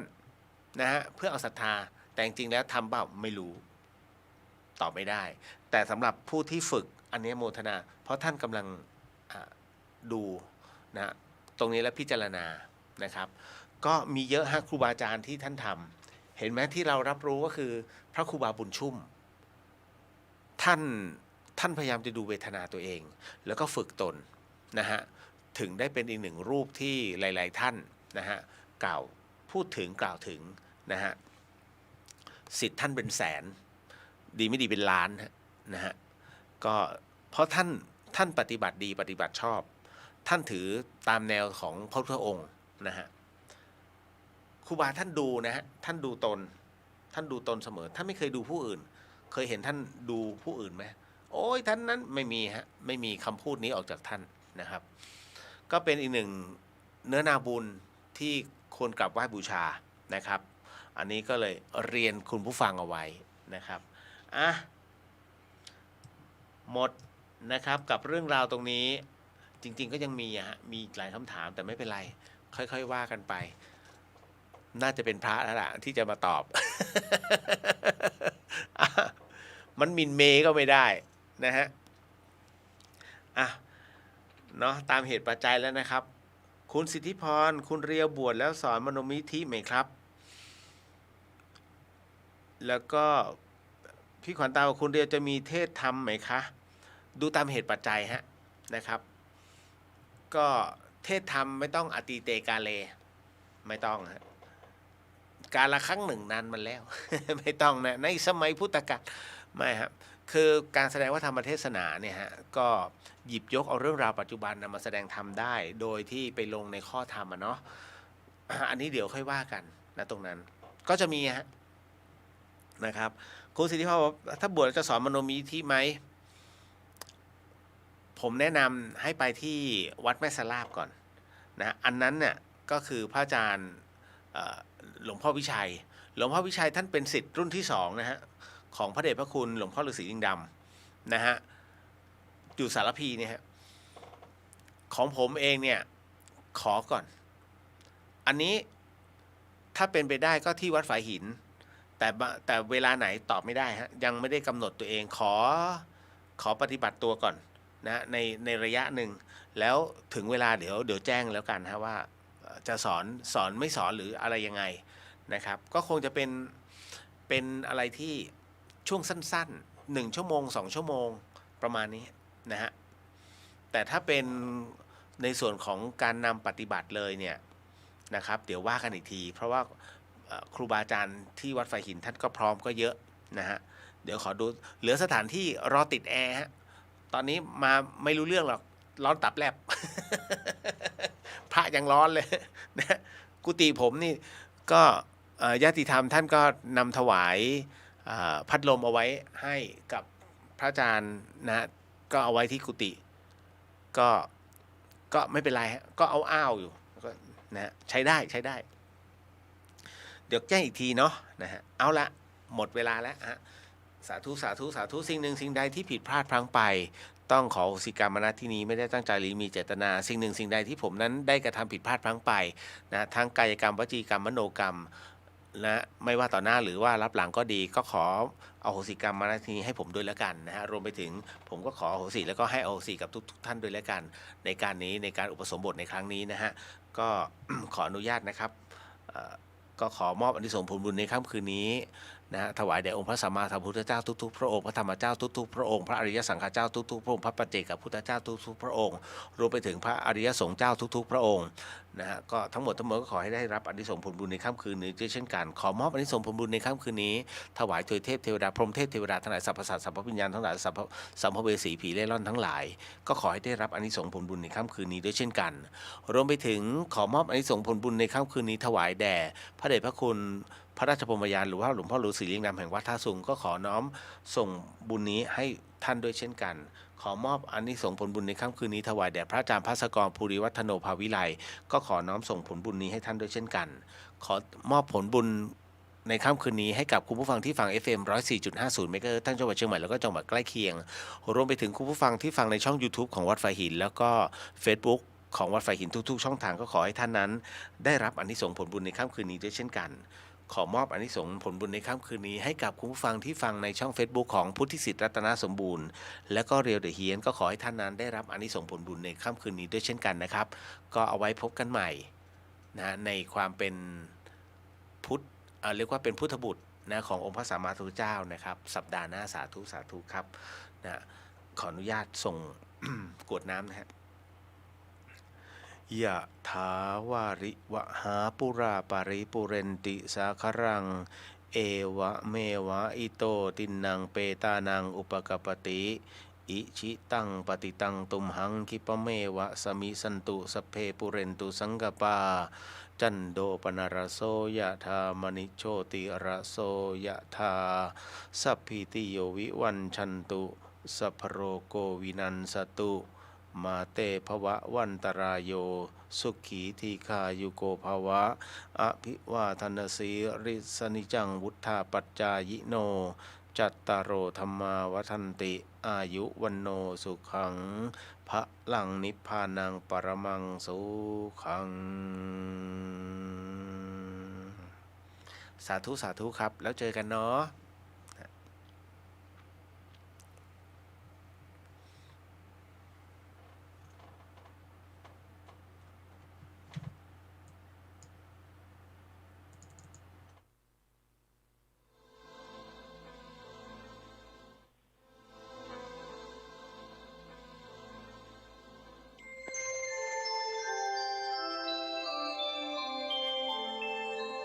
ขณะนี้ท่านกำลังฟังสถานีวิทยุกระจายเสียง FM 104.5 เมกะเฮิรตซ์มูลนิธิครูบาศรีวิชัยจังหวัดเชียงใหม่ขอเชิญชวนชายไทยผู้มีจิตเลื่อมใสในพระพุทธศาสนาและมีความศรัทธาในปฏิปทาและบารมีธรรมของครูบาเจ้าศรีวิชัยจำนวน9คนที่มีคุณสมบัติคือมีอายุ20 ปีบริบูรณ์ขึ้นไปและบ่เกิน45 ปีบ่เคยอุปสมบทเป็นพระภิกษุมาก่อนบ่มีประวัติด้านอาชญากรรมบ่มีรอยสักบนร่างกายสามารถเข้าฝึกท่องจำคำขออุปสมบทได้ตามนัดหมายเพื่อเข้าอุปสมบทเนื่องในวันคล้ายวันถือกำเนิดของครูบาเจ้าศรีวิชัยตั้งแต่วันอาทิตย์ที่11ถึงวันจันทร์ที่19มิถุนายนพุทธศักราช2566ชื่อรุ่นเทิดธรรมาธิปไตยณพัทธสีมาวัดพระสิงห์วรมหาวิหารแล้วไปเข้ารับการฝึกปฏิบัติวิปัสสนากรรมฐานณวัดร่ำเปิงตะโปธารามพระอารามหลวงโดยบ่ต้องเสียค่าใช้จ่ายใดๆแต่สามารถร่วมบริจาคสมทบได้ตามจิตศรัทธาติดต่อสอบถามรายละเอียดและสมัครโดยตรงได้ที่นายพยูนมีทองคำประธานกรรมการมูลนิธิครูบาศรีวิชัยโทรศัพท์0897007939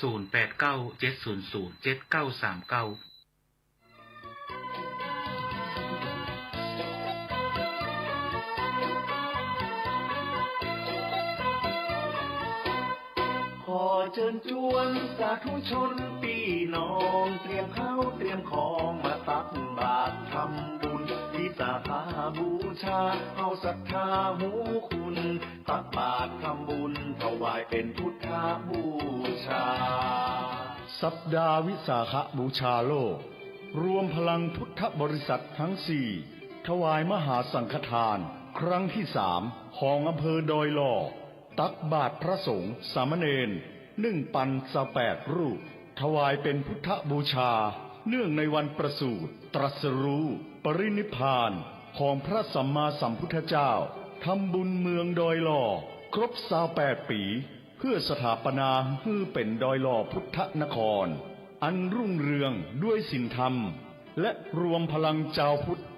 ส่งกำลังใจช่วยเหลือคณะสงฆ์323วัด4จังหวัดชายแดนภาคใต้ในวันอาทิตย์ที่28พฤษภาคมพุทธศักราช2566เวลา 6 โมงเมื่อเจ้าณถนนมัชชิมาหรือทางสายกลาง ศูนย์ปฏิบัติธรรมดอยหล่อหมู่ที่7บ้านป่งจ้อซอย2ตำบลสันติสุขอำเภอดอยหล่อจังหวัดเชียงใหม่โดยมีพระครูสุนทรธรรมานุโยคเจ้าคณะอำเภอดอยหล่อเป็นประธานฝ่ายสงฆ์และคุณวาสนาบุญธรรมช่วยนายอำเภอดอยหล่อเป็นประธานฝ่ายคฤหัสถ์ติดต่อสอบถามรายละเอียดเพิ่มเติมได้ที่โทรศัพท์0818811866บ่ได้ลืมเตรียมข้าวสารอาหารแห้งนุ่งชุดขาวมาตักบาตรกันนักเน้อประสูติตรัสรู้และปรินิพพานคือความสำคัญของวันวิสาขบูชาเวียนมาบรรจบครบรอบกันแล้วนาพี่น้องศรัทธาชวนกันตักบาตรทำบุญ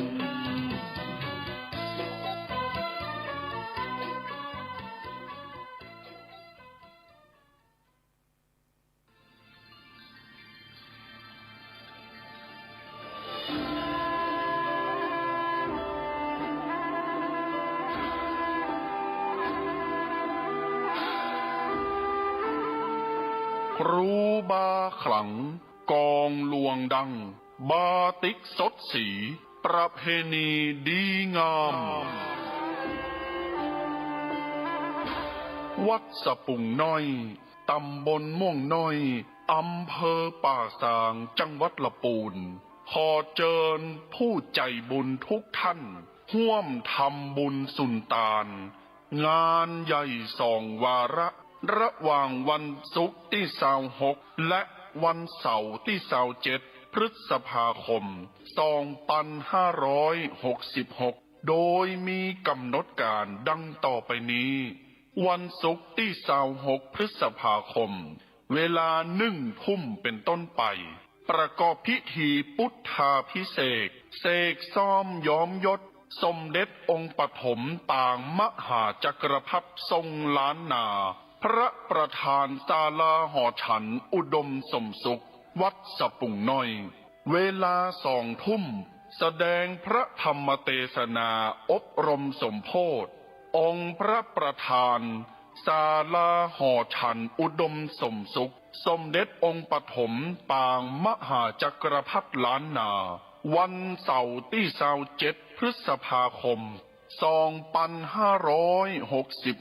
เวลาตี 5ประกอบพิธีเบิกพระเนตรหรือไข่ตาพระเจ้าพระประธานศาลาหอฉันอุดมสมสุขครูบาอายท่านได้ทำศาสนาเวลา9:39 นาทีพระสงฆ์พิธี30 รูปประกอบพิธีเจริญพระพุทธมนต์ในงานประเพณีส่งน้ำอธิธาตุและหูปเหมือนหลวงปู่ครูบาอ้ายอินทปัญโยอดีตเจ้าอาวาสวัดสะปุงน้อยเป็นสิ่งที่เรายึดถือบูชาภายในงานนี้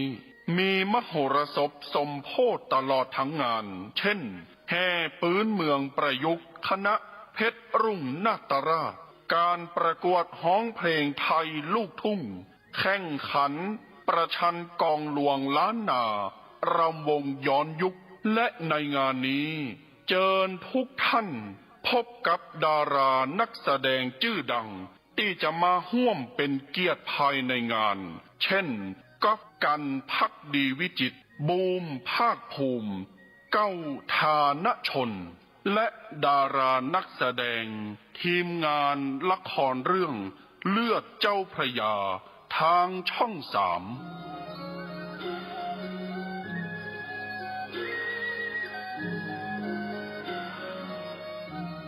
ติดต่อสอบถามร่วมทำบุญได้ที่พระสมุกฤตนิธิทัศน์เจ้าอาวาสวัดสะปุงน้อยเบอร์โทรศัพท์063-756-1681 063-756-1681กินตาลหยาดน้ำ นาบุญหลวงหลาย จักสุขสบายชาตินี้ปลายหน้า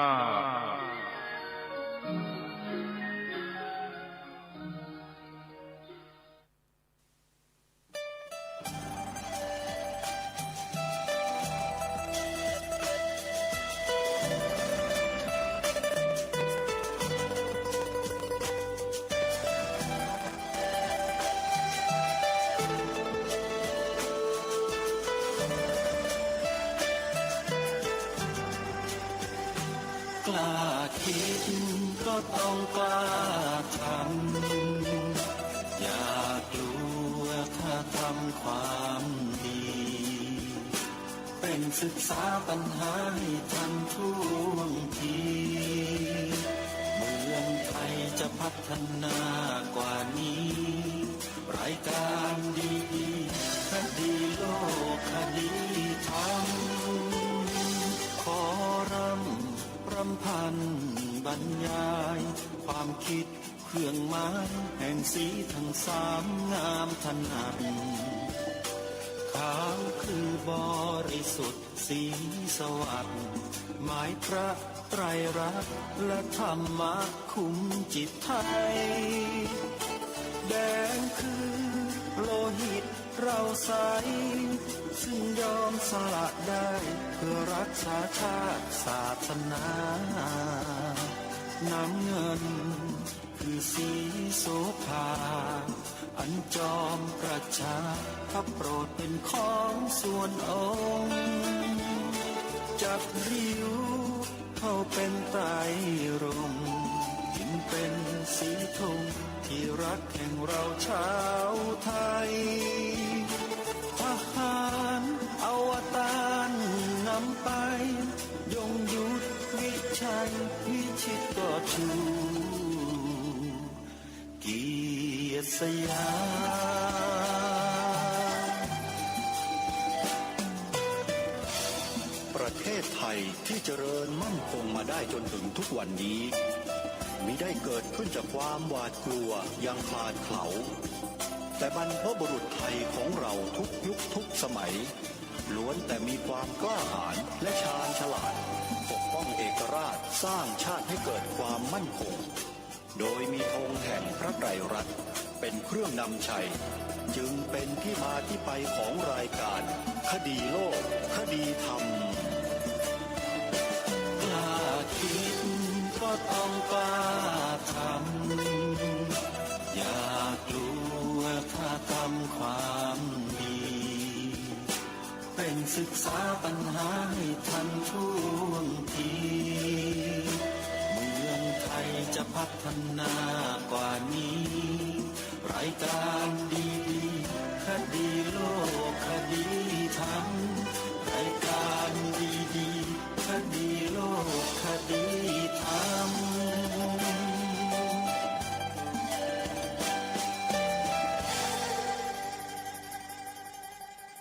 รายการคดีโลกคดีธรรมมาพบกับสาธุชนเป็นปกติทุกวันจันทร์ถึงวันศุกร์และวันเสาร์อาทิตย์ทางสถานีวิทยุแห่งนี้ท่านผู้ฟังสามารถดาวน์โหลดแอปพลิเคชันวิทยุพุทธศาสนาทั่วไทยเพื่อติดตามรับฟังรายการนี้ผ่านโทรศัพท์มือถือของท่านได้ทุกที่ทั่วโลกและท่านยังสามารถรับฟังรายการธรรมะสาระดีๆจากสถานีวิทยุพระพุทธศาสนาแห่งชาติคลื่นต่างๆที่มีรวมกันอยู่ในแอปพลิเคชันนี้มากถึง39สถานีทั่วไทยจึงขอเรียนเชิญสาธุชนร่วมบุญกันเผยแพร่แอปพลิเคชันนี้ให้ญาติธรรมของเราได้ดาวน์โหลดไว้ในโทรศัพท์มือถือกันให้ทุกคนจะได้บุญได้อานิสงส์ผลตามๆกันขออนุโมทนาสาธุในวันนี้รายการคดีโลกคดีธรรมก็ยังคงนำประสบการณ์เหตุการณ์ ที่เกิดขึ้นจริงๆในประเทศลาว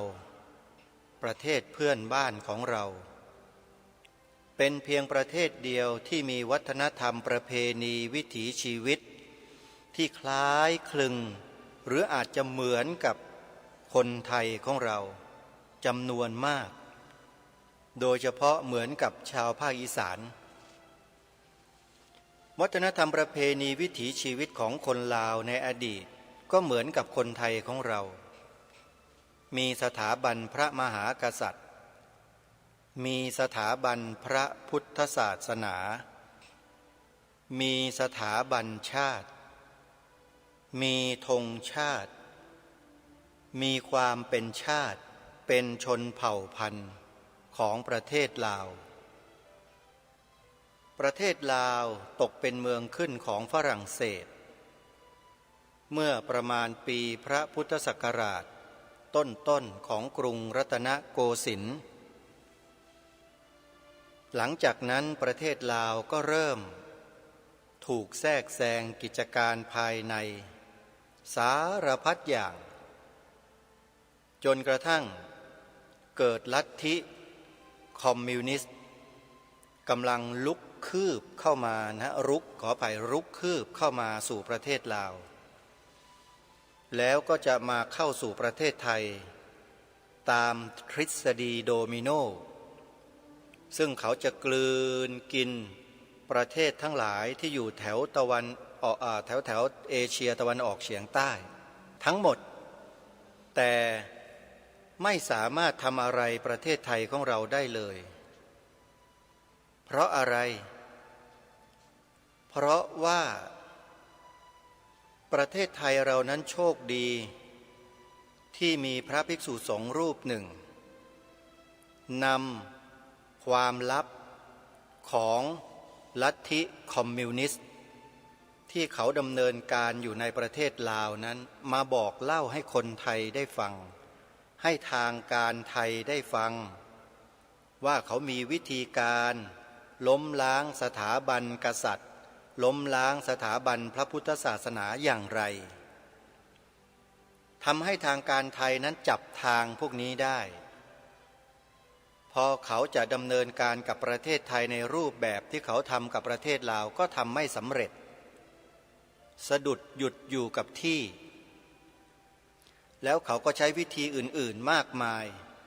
ทำลายพระสงฆ์ทำลายคนไทยที่รักชาติที่มีความซื่อสัตย์สุจริตให้สูญเสียไปจากสังคมมาโดยตลอดแม้จะปัจจุบันนี้ก็ยังทำกันอยู่ลัทธิเหล่านี้แหละเป็นลัทธิความเชื่อที่เราต้องรู้จักเท่าทันถ้าเราไม่รู้จักเราจะไม่เท่าทันพวกลัทธิเหล่านี้เลยเราก็จะถูกหล่อหลอมทางความคิดให้เป็นเนื้อเดียวกับเขาโดยที่เราเองก็ไม่รู้ตัวซึ่งก็มีอยู่จำนวนหนึ่งนิยมลัทธิสังคมนิยมหรือลัทธิคอมมิวนิสต์แต่ปัจจุบันนี้ทางการไทยนั้นมีข้อมูลเกี่ยวกับเรื่องเหล่านี้เยอะแล้วก็ได้เตรียมการวางแผนรองรับสถานการณ์ทั้งหลายทั้งปวงที่จะเกิดขึ้นบนผืนแผ่นดินไทยเอาไว้เรียบร้อยหมดแล้วโยมแต่ทั้งนี้ทั้งนั้นไม่ได้หมายความว่าเราในฐานะที่เป็นประชาชนเป็นพลเมืองของประเทศเราจะไม่เกี่ยวข้องเราจะไม่ต้องสนใจเราจะไม่ต้องช่วยเหลือไม่ใช่นะเราต้องช่วยเหลือทางการด้วยช่วยเหลืออย่างไรช่วยเหลือด้วยวิธีการที่เราจะต้องทำความรู้ความเข้าใจให้ถูกต้องตรงกันถึงประเด็นต่างๆที่เกี่ยวกับความมั่นคงของประเทศชาติบ้านเมืองของเราประชาชนคนไทยเราทำได้ทันที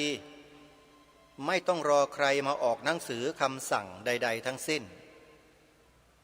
สิ่งหนึ่งก็คือสิ่งที่รายการคดีโลกคดีธรรมแนะนำให้ท 3 ข้อ นี่แหละคือเหตุแห่งความมั่นคงอยู่ตรงที่ตัวเรา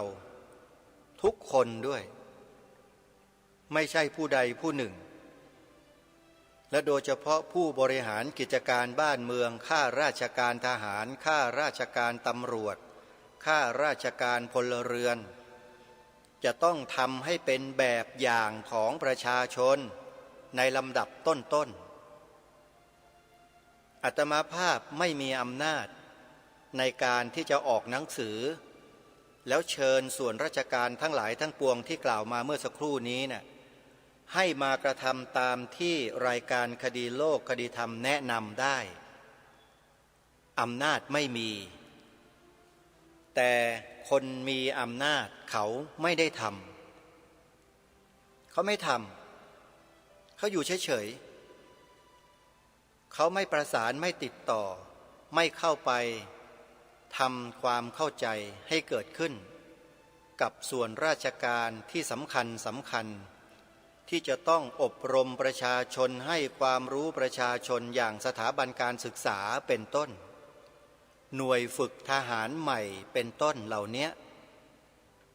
เขาไม่มีสิ่งที่รายการคดีโลกคดีธรรมได้ทำอยู่ทุกวันนี้เขาไม่ได้ท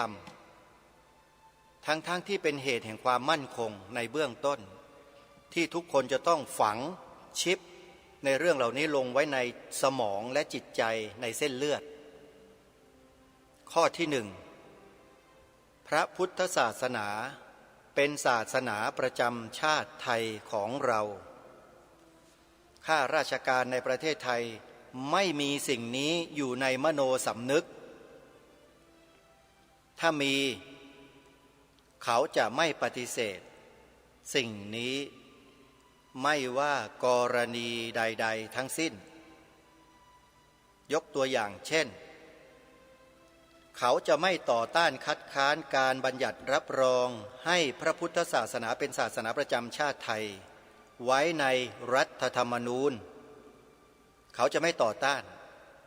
ถ้าคนที่มีสำนึกและมีอุดมการณ์ที่มั่นคงจริงเขาจะไม่ต่อต้านเลยและเขาก็มีความรู้ความเข้าใจเป็นอย่างดีด้วยส่วนใครที่ต่อต้านก็เป็นกันตรงกันข้ามเท่านั้นน่ะก็แค่นั้นเองจะแก้ไขกันอย่างไรก็ว่ากันไปข้อที่2บทพระราชนิพนธ์ความหมายธงไตรรงค์ในหน่วยทหาร3เหล่าทัพไม่มีอาตมากล้าท้าเลยกล้าพูดเลยว่าไม่มีเลยขอร่ำรำพันบรรยายความคิดเครื่องหมายแห่งสีทั้ง3งามถนัดขาวคือบริสุทธิ์สีสวัสดิ์หมายพระไตรรัตน์และธรรมะคุ้มจิตไทยแดงคือโลหิตเราไซซึ่งยอมสละได้เพื่อรักษาชาติศาสนาน้ำเงินคือสีโสภาอันจอมประชาทะโปรดเป็นของส่วนองค์จัดริ้วเข้าเป็นไตรรงค์จึงเป็นสีธงที่รักแห่งเราชาวไทยทหารอวตารนำไปยงยุทธวิชัยวิชิตก็ชูเกียรติสยามแม้แต่ในโรงเรียนวชิราวุธทุกแห่งของประเทศอาตมาภาพก็ไม่แน่ใจว่าจะมีสิ่งนี้อยู่ประจำโรงเรียนวชิราวุธทุกแห่งของประเทศไทยหรือไม่หรือแม้แต่โรงเรียนเบญจมราชานุสรณ์ทั้งหลายทั้งปวงที่ขึ้นชื่อว่าเบญจมะเนี่ยจะมีสิ่งนี้อยู่ในโรงเรียนอบรมพร่ำสอนปลูกฝังให้เราเด็กนักเรียนเยาวชนหรือไม่อาตมาไม่มั่นใจเลยแล้วก็ไม่เคยเชื่อด้วยว่าจะมีทั้งที่สิ่งนี้แหละเป็นฐานบาดฐานแห่งความมั่นคงเบื้องต้นถ้าจะว่าไปอุปมาก็จะเหมือนกับเสาหลักเป็นเสาเขาเรียกว่าเสาเข็มเป็นรากอันแข็งแกร่งรากฐานที่แข็งแรงมั่นคงมันอยู่ตรงนี้ฮะแต่เราไม่ได้ปลูกฝังรากอันแข็งแกร่งนี้ลงสู่ จิตใจความรู้สึกนึกคิดของเยาวชนของบ้านเมืองเราเลยไม่มีแม้แต่หน่วยฝึกทหารใหม่ในตำราวินัยทหารที่ให้ท่องกันตะพึดตะพือทุกวันตลอดการฝึก2 เดือน 3 เดือนน่ะอาตมาภาพท่องจนตาแฉะท่องแล้วท่องอีกไม่เห็นมีเลยนี่ไงความหละหลวมความอ่อนแอที่มันเกิดขึ้นกับประเทศชาติบ้านเมืองเราเองเรานั่นแหละทำกันเองไม่มีใครทำหรอก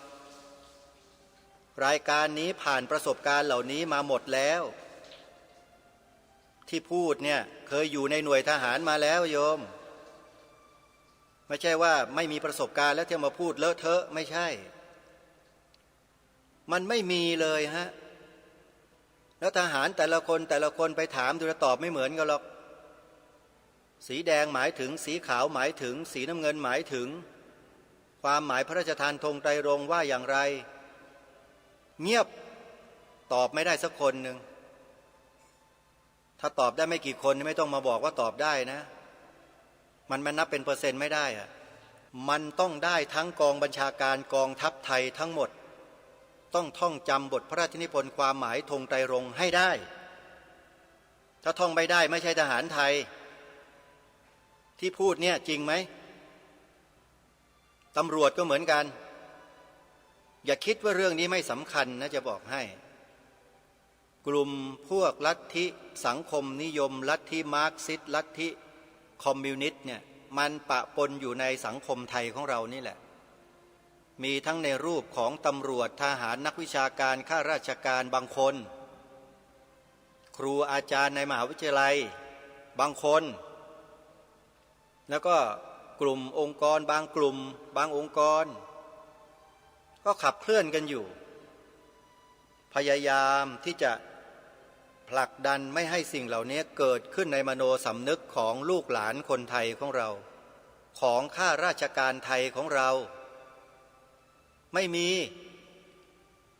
พูดออกอากาศดังๆให้ได้ยินกันไปทั่วอย่างนี้แหละเพราะมันเป็นความจริงนี่และความจริงนี้เป็นความสำคัญยิ่งซะด้วยสิสำคัญมากซะด้วยแต่กลับปล่อยปละละเลยกันไปได้ยังไงสีขาวที่มีปรากฏอยู่บนถืนธงชาติธงไตรรงค์นั้นน่ะไปตีความกันเลอะเทอะเปรอะเปื้อนกันไปหมดเลยทุกวันนี้เต็มไปหมดเลยในโลกโซเชียลเน็ตเวิร์กอย่าคิดว่ามันไม่สำคัญไม่จำเป็นนะมันทำลายความรู้สึกนึกคิดความคิดเห็นของประชาชนจากถูกให้กลายเป็นผิดได้หมดเลยนะจะบอกให้ถ้าเรายังปล่อยยังนิ่งเฉยกันอยู่ไม่บูรณาการสิ่งนี้เข้าไปสู่มโนสำนึกของผู้ใต้บังคับบัญชาเหล่าข้าราชการทหารตำรวจพลเรือนประชาชนเยาวชนทั้งหลายทั้งปวงนิสิตนักศึกษาถ้าเรายังนิ่งยังไม่บูรณาการสิ่งนี้เข้าไปนะสักวันหนึ่งแล้วท่านจะรู้เองว่ามันจะสายเกินแก้และมันจะแก้อะไรไม่ได้อีกเลยและถ้าหากเราจะนำกลับมากล่าวมาแสดงมาพูดออกอากาศแบบนี้ว่าสีขาวในธงชาติไทยหมายถึงพระพุทธศาสนาเท่านั้นอนาคตข้างหน้านี่พูดไม่ได้เลยนะกลายเป็นคนต่างชาติไปเลยนะอาตมาเนี่ยถ้าหากวันนี้นะพวกเราทั้งหลายทั้งปวงที่เป็นคนไทยยังนิ่งกันอยู่ยังไม่ช่วยกันสืบสารรักษาต่อยอดสิ่งนี้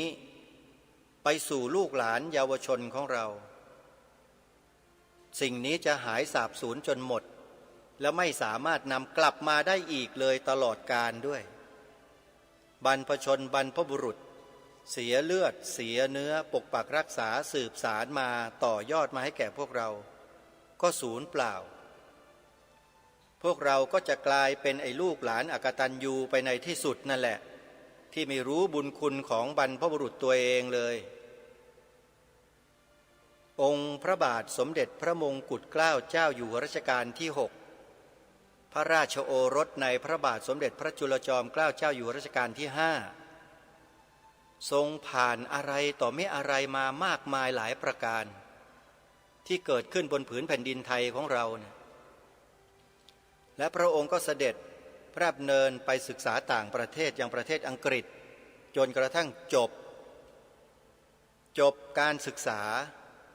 แล้วนำเอาความรู้ของพวกฝรั่งนั่นแหละมาประยุกต์ใช้กับประเทศไม่ได้เอามาทั้งดุ้นทั้งเปลือกทั้งเง่าทั้งรากทั้งใบทั้งดอกทั้งขี้เกลือขี้ใครเอามาทั้งหมดไม่ใช่พระองค์ทรงเลือกสิ่งที่ดีที่สุดสำหรับประเทศของเราแล้วก็ให้มาปกปักรักษาความเป็นประเทศไทยของเราไม่ใช่เหมือนคนในยุคปัจจุบันไปรับเอาของใหม่มาแล้วก็เหยียบย่ำของเก่าอย่างที่เราได้ยินได้เห็นได้เป็นกันอยู่ทุกวันนี้มันใช้ได้เหรอแบบนั้นน่ะฮะเพราะฉะนั้นที่พูดนี้พูดให้เราเนี่ยสำนึกและคำนึงร่วมกันมองให้เห็นอันตรายที่กำลังจะเกิดขึ้นข้างหน้าเมื่อเห็นแล้วต้องรีบขวนขวายกุลีกุจอช่วยกันผลักดันความจริงความถูกต้องนี้ขึ้นมานำกลับมาให้หมดแล้วก็ใส่ไปในหลักสูตรในระเบียบในคำสั่งอะไรก็แล้วแต่ในส่วนราชการเนี่ยให้ทุกคนจดจำไว้ให้เหมือนกันทั้งหมดขาวคือบริสุทธิ์ศรีสวัสดิ์หมายพระไตรรัตน์และธรรมะคุ้มจิตไทยองค์พระบาทสมเด็จพระมงกุฎเกล้าเจ้าอยู่หัวทรงมีพระอัจฉริยภาพอย่างยิ่งในการที่พระองค์ทรงพระราชทานความหมายสีขาวในธงไตรรงค์ไว้อย่างจำกัดนะฮะจำกัดด้วยข้อความที่ว่าขาวคือบริสุทธิ์ศรีสวัสดิ์คำว่าบริสุทธิ์ศรีสวัสดิ์หมายถึงเพียวทรายบริสุทธิ์ผุดผ่องไม่มีสิ่งใดอื่นเจือปนนี่แหละคือข้อจำกัดที่พระองค์ทรงใช้คำเข้ามาร้อยกรองให้เห็นชัดๆว่าขาวเนี่ยสีขาวเนี่ยเป็นสีแห่งความบริสุทธิ์ศรีสวัสดิ์นะคือความบริสุทธิ์ศรีสวัสดิ์และพระองค์ก็อัญเชิญพระพุทธศาสนาพระรัตนตรัยเนี่ยมาใส่ไว้เลยหมายพระไตรรัตน์และธรรมะคุ้มจิตไทยเห็นไหมแล้วจะแปลเป็นศาสนาอื่นได้ไหมเนี่ยแล้วที่ไปตีความเป็นศาสนาอื่นน่ะมันเป็นยังไงคนพวกนั้นคนเหล่านั้นคิดอะไรเป็นยังไงฮะไปตามก้นฝรั่งกันอยู่เหรอสิทธิเสรีภาพไงที่นี่ประเทศไทยถ้าต้องการสิทธิเสรีภาพแบบนั้นก็ย้ายก้นตัวเองไปอยู่ประเทศพวกนั้นสิมาอยู่ทำไมล่ะประเทศนี้ถ้าคิดว่าไม่มีอิสรภาพไม่มีเสรีภาพไม่ใช่มาทำลายกันแบบนี้มาบิดเบือนความหมายพระราชทานธงไตรรงค์ของพระองค์ท่านแบบนี้ไม่ใช่และโดยเฉพาะคนที่คัดค้านไม่ให้บัญญัติศาสนาพุทธเป็นศาสนาประจำชาติไว้ในรัฐธรรมนูญเนี่ยตัวดีนักพวกเนี้ยตัวใหญ่ๆซะด้วย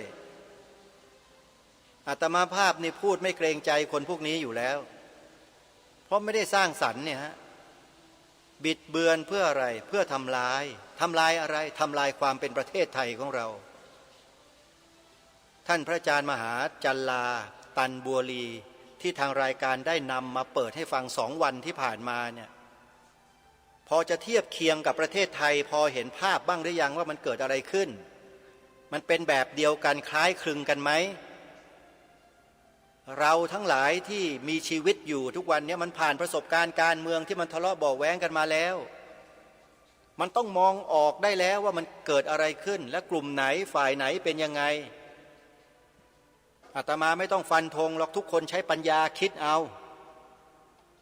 ไม่ได้เข้าข้างใครทั้งนั้นมีจุดยืนอยู่อย่างนี้มานมนานแล้วตั้งแต่เริ่มต่อสู้มาตั้งแต่ปีพระพุทธศักราช 2544 ที่ลงไปอย่างเต็มตัวเลยไปร่วมกับศูนย์พิทักษ์พระพุทธศาสนาประเทศไทยมาตั้งแต่เบื้องต้น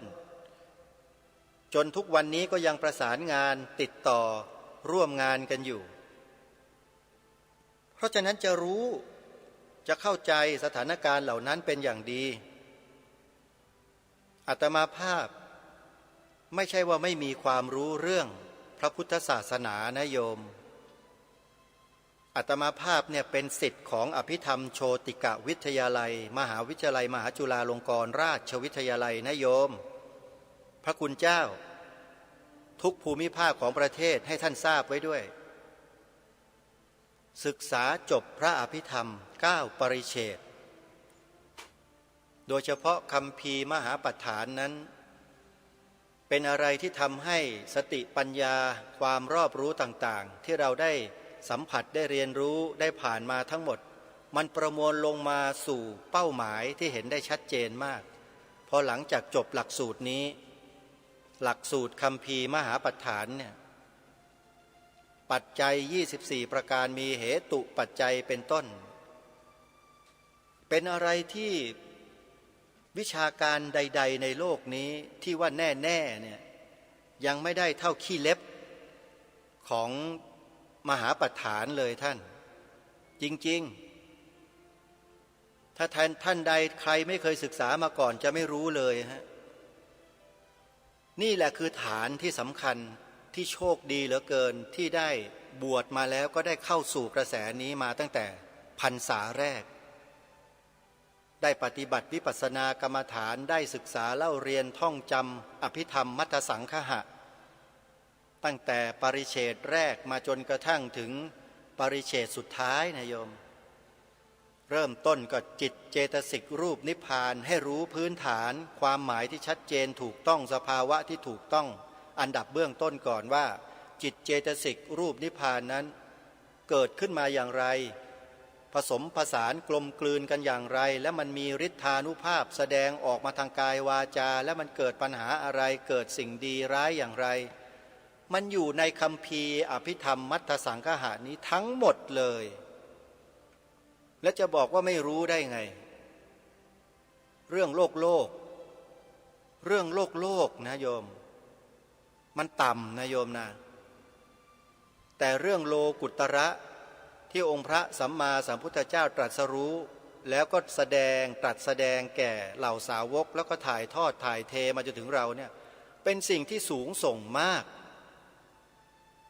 ปราศจากการเบียดเบียนโดยประการทั้งปวงที่พูดอยู่นี่ไม่ได้เบียดเบียนใครนะไม่ได้เบียดเบียนใครเลยไม่ได้กล่าวร้ายไม่ได้ทำร้ายแต่เป็นการกล่าวเพื่อกระตุ้นให้ตัวกิเลสมันเกิดอาการร้อนรนใครมีกิเลสตัวนี้เยอะไอตัวต่อต้านศาสนาพุทธเป็นศาสนาประจำชาติเนี่ยเขาเรียกไอตัวกิเลสหนาตัวเนี้ย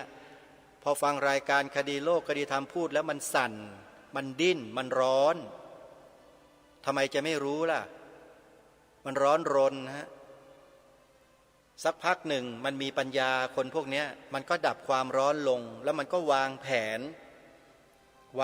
นต่อว่าจะทำยังไงจะแก้ยังไงอะไรยังไงทำไมจะไม่รู้แก้มาเถอะแก้ยังไงมันก็ไม่สามารถจะป้องกันได้หรอกเพราะสิ่งเหล่านี้เป็นของประเทศไทยเป็นความเป็นไทยเป็นเอกลักษณ์อัตลักษณ์ไทยใครก็ไม่สามารถจะมาทำลายได้ถ้าหากคนไทยร่วมแรงร่วมใจรักษากันไว้รายการคดีโลกคดีธรรมก็เลยออกมาเป็นผู้นำให้พวกเราช่วยกันรักษาสืบสารและต่อยอดความถูกต้องของประเทศไทยเราไว้ด้วยประการฉนี้ข้อ1ข้อ2ข้อที่3ขึ้นทะเบียนเขียนใบสมัครปฏิญาณตนเป็นพุทธมามกะตลอดชีวิตเราไม่จำเป็นจะต้องให้ใครเขารู้หรอกเว็บไซต์ของสภาพุทธบริษัทภาคประชาสังคมจิตอาสาเปิดเอาไว้ตั้งนานแล้วรอให้พวกเราเนี่ยไปดาวน์โหลดใบสมัครมาขึ้นทะเบียนเก็บไว้ใส่ซองน้ำตาลให้ดีแล้วก็เก็บไว้ให้เรียบร้อยรอวันประกาศดีเดย์รับสมัครในจังหวัดของท่านเมื่อไหร่ท่านก็บึงมาเลยเอาใบสมัครมายื่นเราก็จะดำเนินการให้ แต่ในช่วงนี้ยังไม่ถึงเวลายังไม่เหมาะก็ต้องให้พวกเรานั้นเขียนใบสมัครรอกันไว้ก่อนอย่าไปคำนึงถึงเรื่องเวลาถ้าคิดจะทำการใหญ่และตัดเวลาอนาคตตัดเวลาอดีตทิ้งไปให้หมดเอาปัจจุบันไว้ปัจจุบันนี้ประเทศไทยเรายังคงรักษาความเป็นประเทศไทยไว้ใช่ไหมเราก็ต้องรักษาความเป็นประเทศไทยของเราเนี่ยไว้อย่างเนี้ยตลอดไปทำปัจจุบันเลยอย่าไปรออนาคตไว้เดี๋ยวค่อยทำเดี๋ยวค่อยทำไม่มีวันหรอกท่านไอ้คำว่าเดี๋ยวค่อยทำเดี๋ยวค่อยไปเดี๋ยวค่อยว่ากันเนี่ยมันยังไม่มาเลยตรงนั้นมันมาไม่ถึงแต่ต้องทำเดี๋ยวนี้ง่ายๆนี่คือหน้าที่ของประชาชนคนไทยโดยเฉพาะชาวพุทธไม่ว่าจะเป็นฝ่ายบรรพชิตหรือฝ่ายคฤหัสถ์ที่จะต้องร่วมด้วยช่วยกันในข้อเหล่านี้เป็นพื้นฐานเบื้องต้นท่านอย่าคิดนะว่าไม่มีผลอะไรอย่าคิดเด็ดขาดถ้าไม่มีผลอะไรแล้วทำไมพวกตัวใหญ่ๆจึงมาต่อต้านพวกเราล่ะที่เราทำกันแบบนี้ท่านไม่เคยฉุกคิดบ้างหรือสิ่งที่ท่านบอกว่าไม่สำคัญที่รายการคดีโลกคดีธรรมพาท่านทำเนี่ยท่านบอกไม่สำคัญหรอกแล้วถ้าไม่สำคัญจริงทำไมตัวใหญ่ๆในประเทศนี้จึงกล้าออกมาพูดว่าการบัญญัติ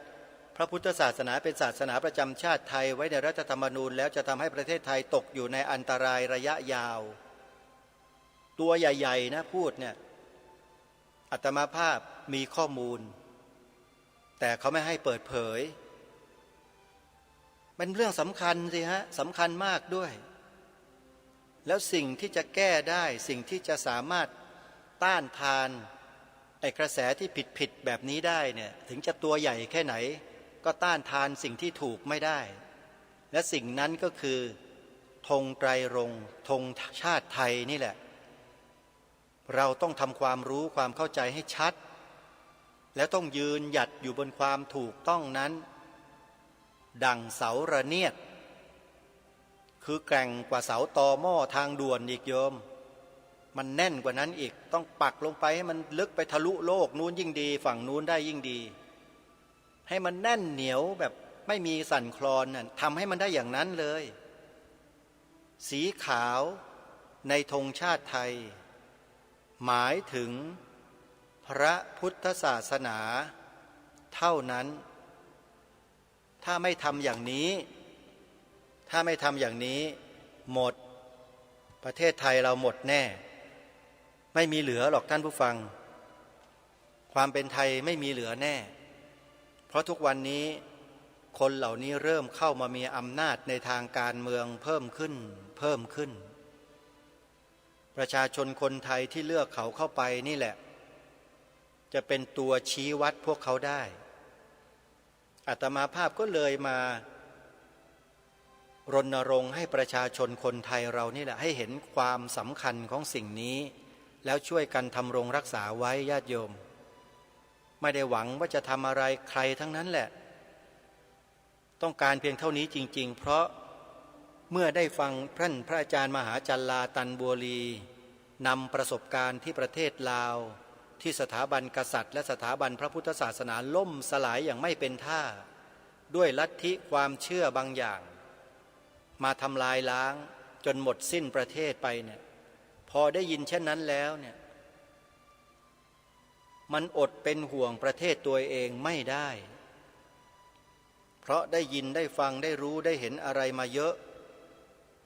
แล้วก็เห็นอะไรต่อไม่อะไรที่มันเป็นปรากฏการณ์มีหลักฐานยืนยันชัดเจนเยอะจึงได้กล้ายืนขึ้นแล้วก็เป่าประกาศบอกให้พวกเราได้ช่วยกันในข้อดังกล่าวจึงขอให้พวกเรานั้นจงมองประโยชน์ส่วนรวมของชาติบ้านเมืองให้เป็นอันดับหนึ่งนะโยมเรื่องส่วนตนนั้นไว้เป็นที่สองที่สามเรื่องส่วนรวมต้องมาก่อนถ้าส่วนรวมอยู่ได้ประเทศไทยอยู่ได้พวกเราคนไทยก็อยู่ได้ตามปกติจะเดินจะเหินจะไปจะมาจะขึ้นงัวขึ้นม้า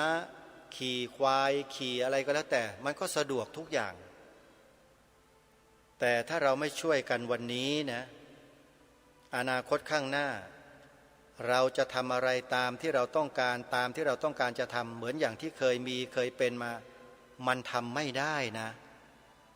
ถูกกฎเหล็กบีบบังคับต้องนั่งอย่างนี้ต้องทำอย่างนี้ต้องโยกอย่างนี้ท่องอย่างนี้งี้อะไรเนี่ยเคยเห็นไหมแล้วก็กลายเป็นพวกหัวรุนแรงฆ่าผู้อื่นแล้วขึ้นสวรรค์เห็นไหมเขาสอนกันแบบนั้นน่ะจะเอาแบบนั้นเหรอโยมจะเป็นมิจฉาทิฏฐิอย่างรุนแรงแบบนั้นหรือเอาลองพิจารณาให้ดูให้ดีนะมันเป็นไปได้นะไม่ใช่ไม่เป็นไปไม่ได้แต่มันไม่ใช่ยุคนี้หรอกอาจจะเป็นยุคต่อไปข้างหน้ากี่ปีเราไม่ทราบแต่การที่เราออกมาช่วยกันรณรงค์ช่วยกันเป่าประกาศช่วยกันพูดช่วยกันแสดงช่วยกันอัญเชิญมากล่าวดีกว่าเรานั่งเฉยๆแล้วมันจะไม่ได้ประโยชน์อะไรเลยไม่ได้ผลอะไรเลยฮะมีแต่จะเสื่อมไปสิ้นไปหมดไปในที่สุดก็จะไม่มีอะไรเหลือให้กับลูกหลานคนไทยของเราได้สืบสานรักษาต่อยอดกันต่อมันก็จะมีสิ่งที่แปลกปลอมเข้ามานี่แหละคือความเป็นห่วงของรายการคดีโลกคดีธรรมมาโดยตลอด20 กว่าปีแล้วก็ต้องพูดอยู่อย่างนี้ให้ทุกคนได้เห็นสิ่งที่เป็นปรากฏการณ์ในแต่ละปีแต่ละช่วงที่มันกำลังเกิดขึ้นมาเรื่อยๆเห็นไหมสิ่งที่ไม่เคยเกิดมันก็เกิดเรียกร้องให้แก้ไขหรือยกเลิกมาตรา112อย่างเงี้ยไม่เคยมีมันก็มีแล้วก็มีการเสนอให้ยกเลิกรัฐธรรมนูญมาตรา1ที่บอกว่าประเทศไทยเป็นราชอาณาจักรอันหนึ่งอันเดียวจะแบ่งแยกมิได้ก็มีคนมันมาเสนอให้ยกเลิกกันแล้วเห็นแล้วยังท่านมันเกิดอะไรขึ้นเห็นไหมประเทศเนี้ยและไอ้พวกเด็กๆเยาวชนไอ้ฟันไม่สิ้นกลิ่นน้ำนมก็เหมือนกันมายืนชู3 นิ้วเนี่ยสัญลักษณ์อะไรมันเกิดขึ้นแล้วเห็นหรือยังท่านเห็นไหมฮะฝูงชนนะกรูกันเข้าไปในขบวนรถพระราชดำเนินของเจ้าฟ้ามหากษัตริย์ที่เป็นภาพเป็นคลิปอยู่เยอะแยะแล้วก็กล่าวคำหยาบคายอะไรต่างๆออกมาชัดเจนมันไม่เคยมีมันก็เกิดมีในยุคของพวกเราในปัจจุบันที่เราได้ยินได้ฟังที่ผ่านมาในอดีตไม่ไกลเนี่ยมันก็เกิดขึ้นแล้วเห็นไหมแล้วท่านยังมัวประมาทอะไรกันอยู่ผลัดวันประกันพรุ่งกันไปเพื่ออะไรไฟมันลุกมันลามเข้ามาถึงวงในกันแล้วท่านยังมานั่งนิ่งนอนตายใจกันอยู่ไม่เป็นอะไรหรอกคนไทยชาวพุทธมีตั้ง90%กว่าใครจะทำอะไรได้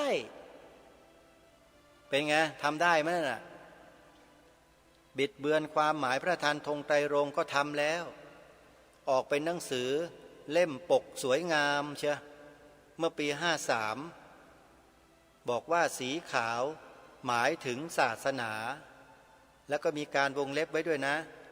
แต่ไม่ได้ระบุว่าศาสนาใดดูสิดูเธอทำเหมือนเพลงมันว่านะทำไปได้พอทำเช่นนั้นคนไทยที่รักชาติ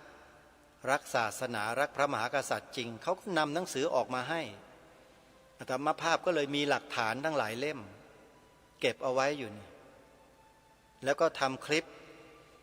ให้สัมภาษณ์ผู้อำนวยการพิพิธภัณฑ์ธงชาติไทยคนปัจจุบันเนี่ยก็คือคุณพฤทธิพลประชุมผลโพสต์ลงออกใน YouTube อยู่ทุกวันนี้ถ้าใครเข้าไปดูก็จะเห็นชัดเจนฟังเสียงชัดเจนทุกถ้อยคำออกมาจากหัวจิตหัวใจดวงนี้จริงๆสัมภาษณ์ไว้ประมาณ13 นาทีกว่าๆชื่อคลิปว่าบิดเบือนธงชาติแล้วก็พิมพ์ท้ายเป็นภาษาอังกฤษเป็นอักษรภาษาอังกฤษพิมพ์เล็กไว้สักนิดนะ DDTV CFM 8875เป็นชื่อช่อง YouTube ของอาตมภาพเองดีทีวี CFM 8875ญาติโยมเข้าไปดูในช่อง YouTube อาตมาภาพโพสต์อะไรต่อไม่อะไรไว้เยอะล้วนแล้วแต่มีสาระมีแก่นสารแทบจะทั้งนั้นเลยมีประโยชน์เข้าไปดูก็จะได้รับประโยชน์มากมายสิ่งที่ไม่เคยรู้ก็จะได้รู้โดยเฉพาะเรื่องความหมายพระราชทานธงไตรรงค์เนี่ยอาตมาภาพรณรงค์มาตั้งแต่ปีพระพุทธศักราช 2547 หลังจากเกิดเหตุการณ์หน่วยราชการจัดนิทรรศการธงสำคัญของชาติที่พิพิธภัณฑ์สถานแห่งชาติพระนครอาตมาภาพเข้าไปดูกลับมาหยิบแผ่นพับมา2 แผ่นมาเปิดอ่านในวัดตกใจเลยมันถึงขนาดนี้แล้วหรือประเทศไทยของเราบิดเบือนไงบิดเบือนสีขาวในธงชาติเริ่มมาปี 47 จัดนิทรรศการดังกล่าวนะแผ่นพับอาตมาเก็บไว้เป็นหลักฐานมีอยู่แล้วปี 53 นี่หนักเลยออกเป็นหนังสือแจกเดินสายจัดนิทรรศการแล้วก็เที่ยวไปบรรยายผิดๆให้กับเยาวชนได้ฝังหัวเยาวชนไว้จำนวนไม่น้อยเลยเห็นไหมวิธีการของเขาเนี่ยเฉลียวฉลาดนะเฉลียวฉลาดมากแต่ทำไมไม่ฉลาดกว่าเราก็ไม่รู้นะหรือว่าเรามันฉลาดกว่าเขานะจึงจับทางจับทิศเขาได้หมดเลยเนี่ยทำอะไรออกมานี่จับได้หมดลองคิดดูนะโยมว่ามันเป็นยังไงก็แปลว่าอาตมาภาพนี่ก็ไม่ได้โง่ใช่ไหมแต่ก็ไม่ได้หมายความว่าทุกคนที่ไม่รู้อย่างอาตมานี่โง่นะไม่ใช่เพราะพวกเราไม่คาดคิดไม่ใช่โง่พวกเราคนไทยที่รักชาติเนี่ยเราไม่คาดคิดมาก่อนว่ามันจะมีคนกล้าทำแบบนี้กับประเทศของเราใช่ไหมนี่แหละอาตมาถึงบอกให้ฟังประสบการณ์ที่ประเทศลาวฟังกันให้ดีๆค่อยๆคิดทีละเปาะนึกดูเหตุการณ์บ้านเมืองเราซิมันมีส่วนไหนที่คล้ายคลึงกันบ้างที่เขาพยายามทำลายพูดกล่อมเพื่อทำลายสถาบันของเรามีไหมแล้วเราหลงเชื่อหรือเปล่าปัญหามันอยู่ตรงนี้เราไปหลงเชื่อเขาหรือเปล่าถ้าเราหลงเชื่อแล้วเราไปเป็นพวกเดียวกับเขามาทำลายชาติตัวเองหรือเปล่า